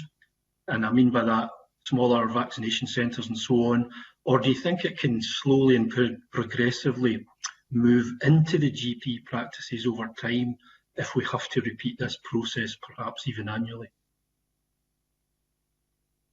Thanks very much. It's another good question. I'm glad that Dr. Buist has the view that he has. I know he does have that view, but it is important to us that our GP community is with us in all of this. And of course, we've listened to what they've got to say. And part of their rationale, and therefore mine, is that the GP community has to be able to continue to respond to their local citizens' health needs.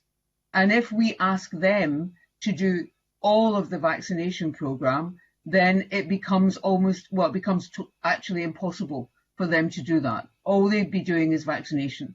And we can't have that, because we need non-COVID health issues to be responded to and for people to deal with those. And I'm sure the committee and certainly Parliament has looked before now, and it's a matter constantly in my head about the implications for non-COVID health from the necessary response we've made to the pandemic and to the virus.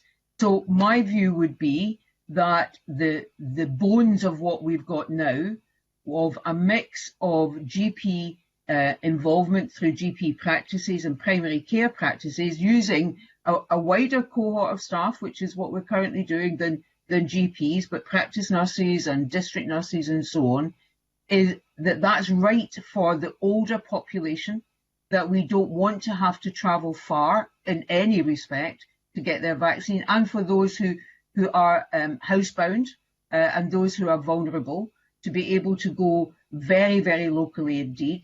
And then a mix of larger local centres, so people do have to travel to those, and mass centres, where people may have to travel some distance. But as you scale up the size of your centre, you're getting more and more of your population through.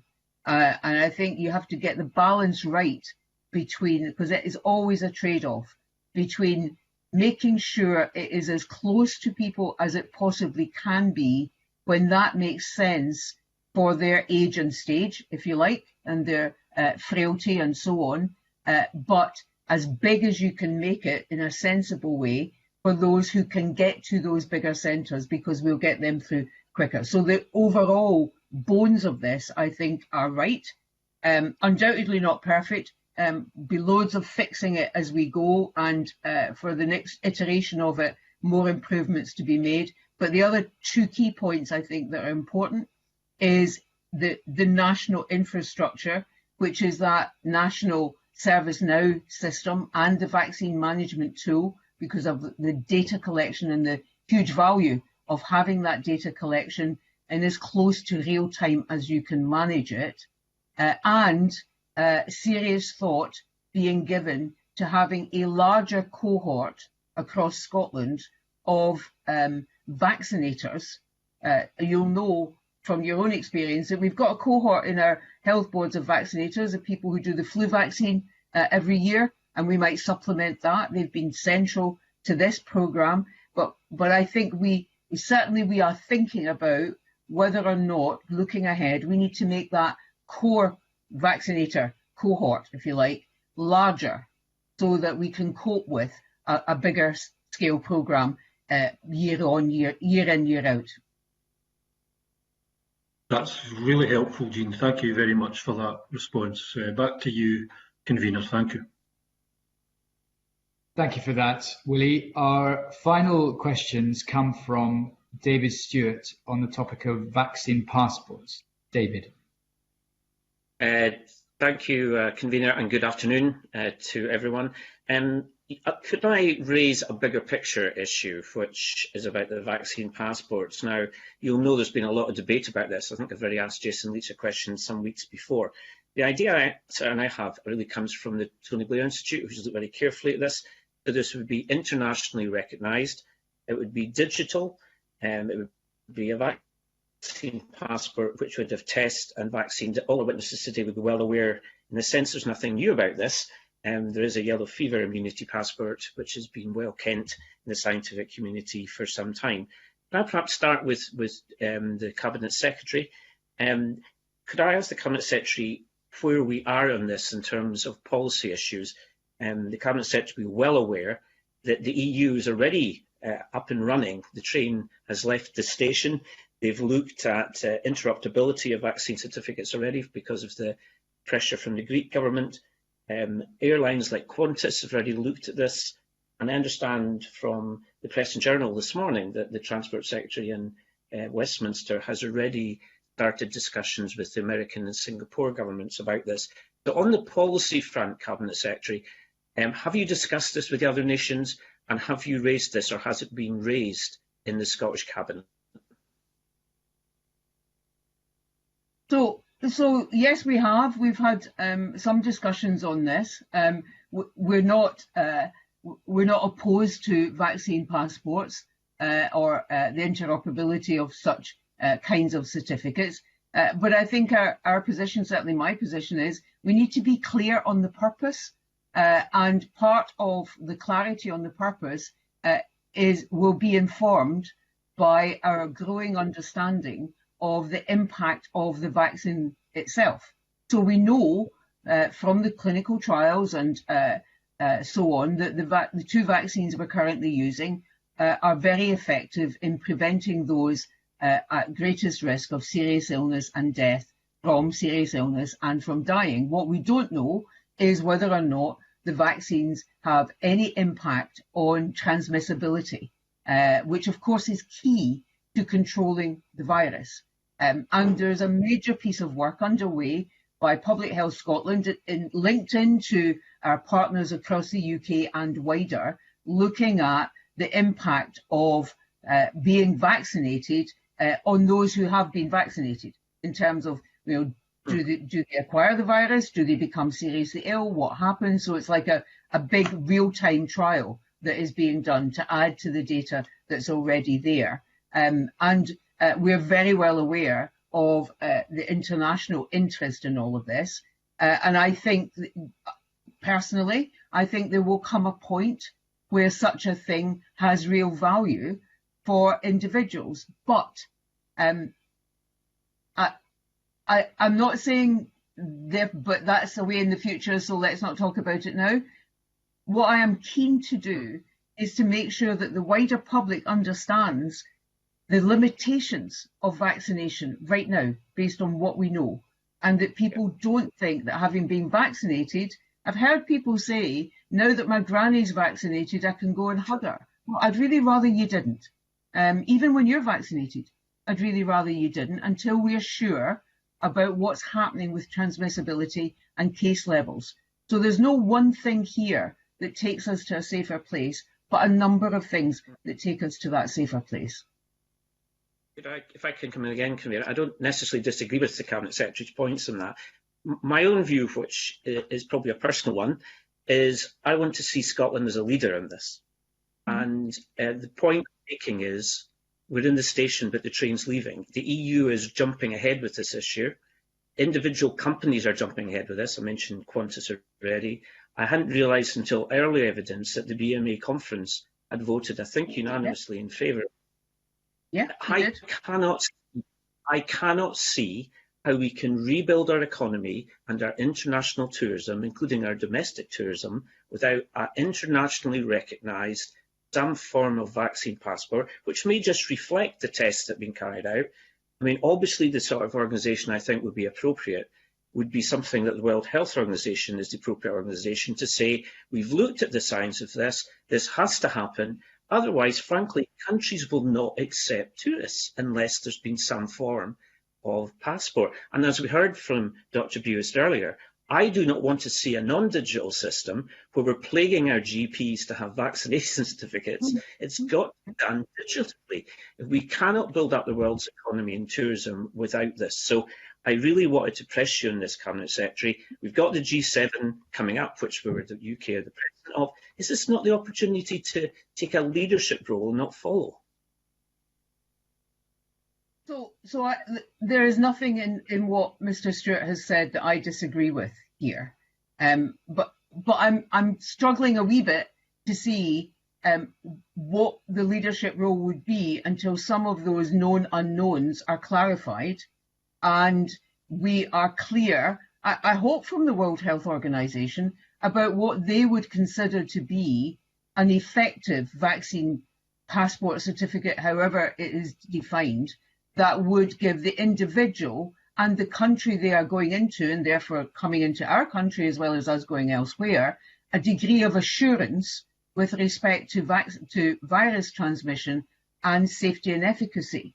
Mr. Stewart's also right. So you shouldn't take what I'm saying here about what I think we still need to know as any indication that I want us to be slow. I want us to be at the last minute on it. I do think there are advantages that Scotland has. One of our great advantages is our whole KI number system and the way in which our data is stored.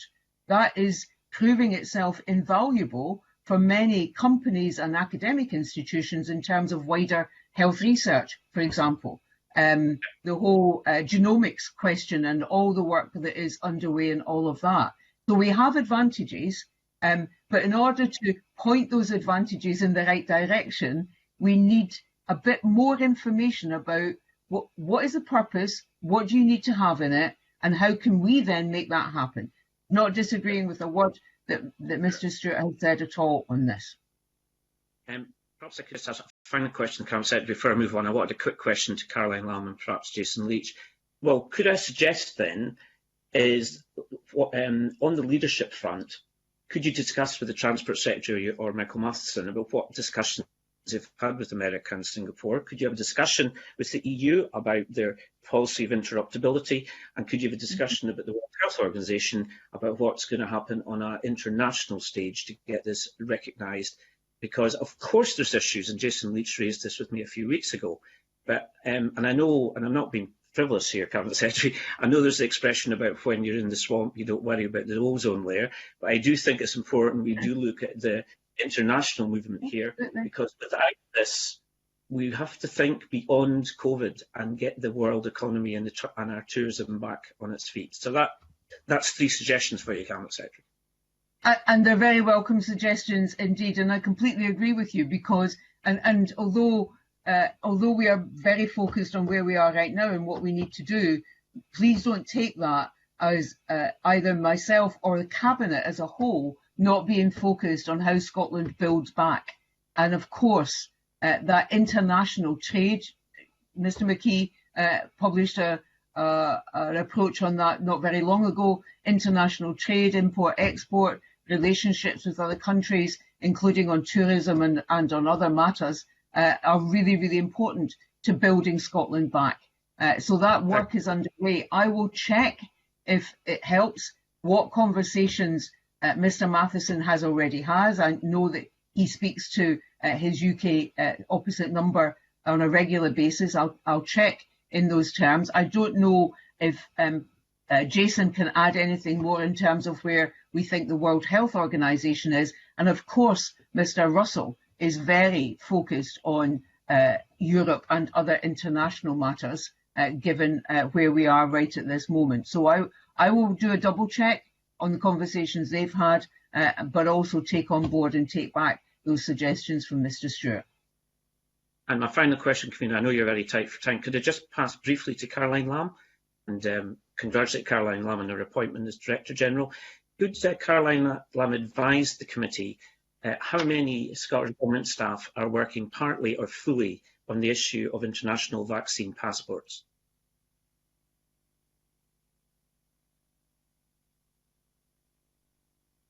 Thank you very much. Sorry, just getting off mute there, and thank you very much for your congratulations. I don't have that information to hand, but we can certainly access that for you and provide you with that. Thank you, and I wonder if Jason Leach has got any final points on the vaccine passport issue. I think I can reassure you, Mr. Stewart. I sense your urgency and I feel your urgency. I think I can reassure you at 2 levels that conversation is happening, and it is happening urgently, but it is happening within an evidence base which is moving, which is the Cabinet Secretary's key point, that we simply don't know what it means. But when we do, we will be ready. It's happening at a UK level, across the UK senior clinicians, to what could that mean, and an organisational level about what could that mean, and it's happening at a WHO level. So the yellow fever vaccine certificate is a WHO-led global response to yellow fever. So there is a precedent, but just now we know what yellow fever vaccination does, and we know how to protect countries from yellow fever. We don't yet know what COVID vaccination will mean or do.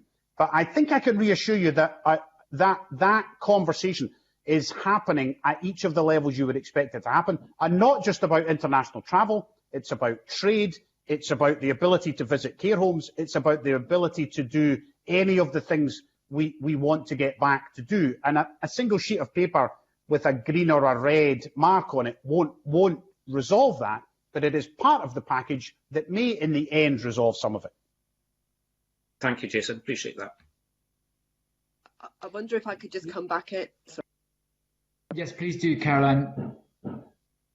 Thanks very much. It was just to make the point that I know in the earlier session, Andrew Booth was very keen that the data should be available digitally. So it was just to reassure the committee that in terms of the infrastructure that we've built and the data, the Cabinet Secretary described the way in which we've got 2 sources of data on people vaccinated, the vaccine management tool and GPIT. All of that data is brought together in our National Clinical Data Store, and therefore we are very, very well placed to be able to offer citizens a way in which to access that digitally rather than having to approach their GP for any form of certification. Thank you. Thank you for that. I have one very, very quick question from Maurice Corrie, and then we will have to move on. Thank you, Convener. Just a very quick one. Essential business travellers, what's the position for them when they return to Scotland in relation to quarantine and all requirements, and also possible costs if they have to go into a hotel for 10 days, whatever it is? Cabinet Secretary, could you answer that one, please? Yes, of course. So Mr. Matheson is working through the detail of the current exemption list. We want to tighten that a bit, but we also need to take account of the individuals that Mr. Corrie is referring to, and also those who necessarily currently quarantine before, for example, they go offshore, and what might those arrangements be. I also heard this morning the representative of the National Union of Students raising the point about overseas students as well. All of that is being worked through just now, has been all week by my colleagues in higher education, but also Mr. Matheson. And as soon as they've resolved those issues, then we'll make sure that everyone knows that and understands it. Thank you, Convener. Thank you, Convener. Thank you very much. There was another question from Willie Coffey that we don't have time for, but it's directed to Jason Leach about research as to why healthy younger people are becoming very ill. Perhaps you could take that away, Professor Leach, and we could return to that next week. I'm just sorry we don't have time to deal with it. Of course. I anticipate being back next week. Thank you. So that concludes our evidence session on this topic. And can I thank our witnesses for their evidence this morning, particularly the Cabinet Secretary, Jean Freeman, and the Chief Executive and the National Clinical Director. Very helpful and comprehensive questions, especially on the vaccination programme. We now move to the third agenda item, which is consideration of the motions on the subordinate legislation that we have taken evidence on in the previous agenda item. Cabinet Secretary, do you have any further remarks on the SSIs before we take the motion? Thoroughly, and are happy to answer any questions if anyone does have them, but I have nothing more to say. Thank you, Cabinet Secretary. Members are content to for motions S5M 24002 and S5M 24017 to be moved en bloc. And if any member is not content, please type N in the chat bar now.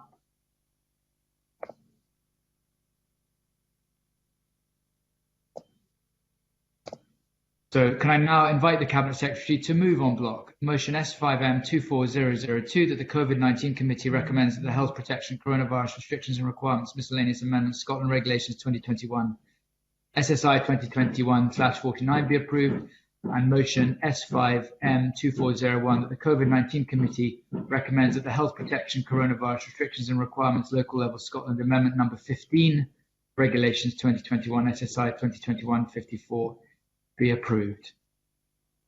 Moved, Convener. Thank you. Does any member wish to speak on any of the motions? And if so, could you please indicate this by typing R in the chat bar now?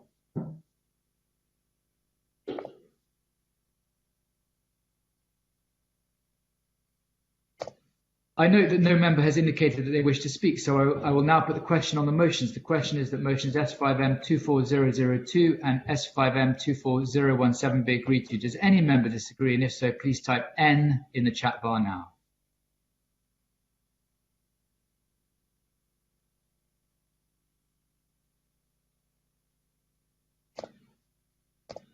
Thank you. I can confirm that both those motions as moved en bloc are agreed to. The committee will publish a report to Parliament setting out our decision on the statutory instruments considered at this meeting in due course. And that concludes our consideration of this agenda item and our time with the Cabinet Secretary. Can I reiterate our thanks to all of our panel for their attendance this morning That concludes our business for this meeting. The next committee meeting will take place on Thursday, the 18th of February, and the clerks will update members on the arrangements for that in due course. Can I thank you all and now close the meeting?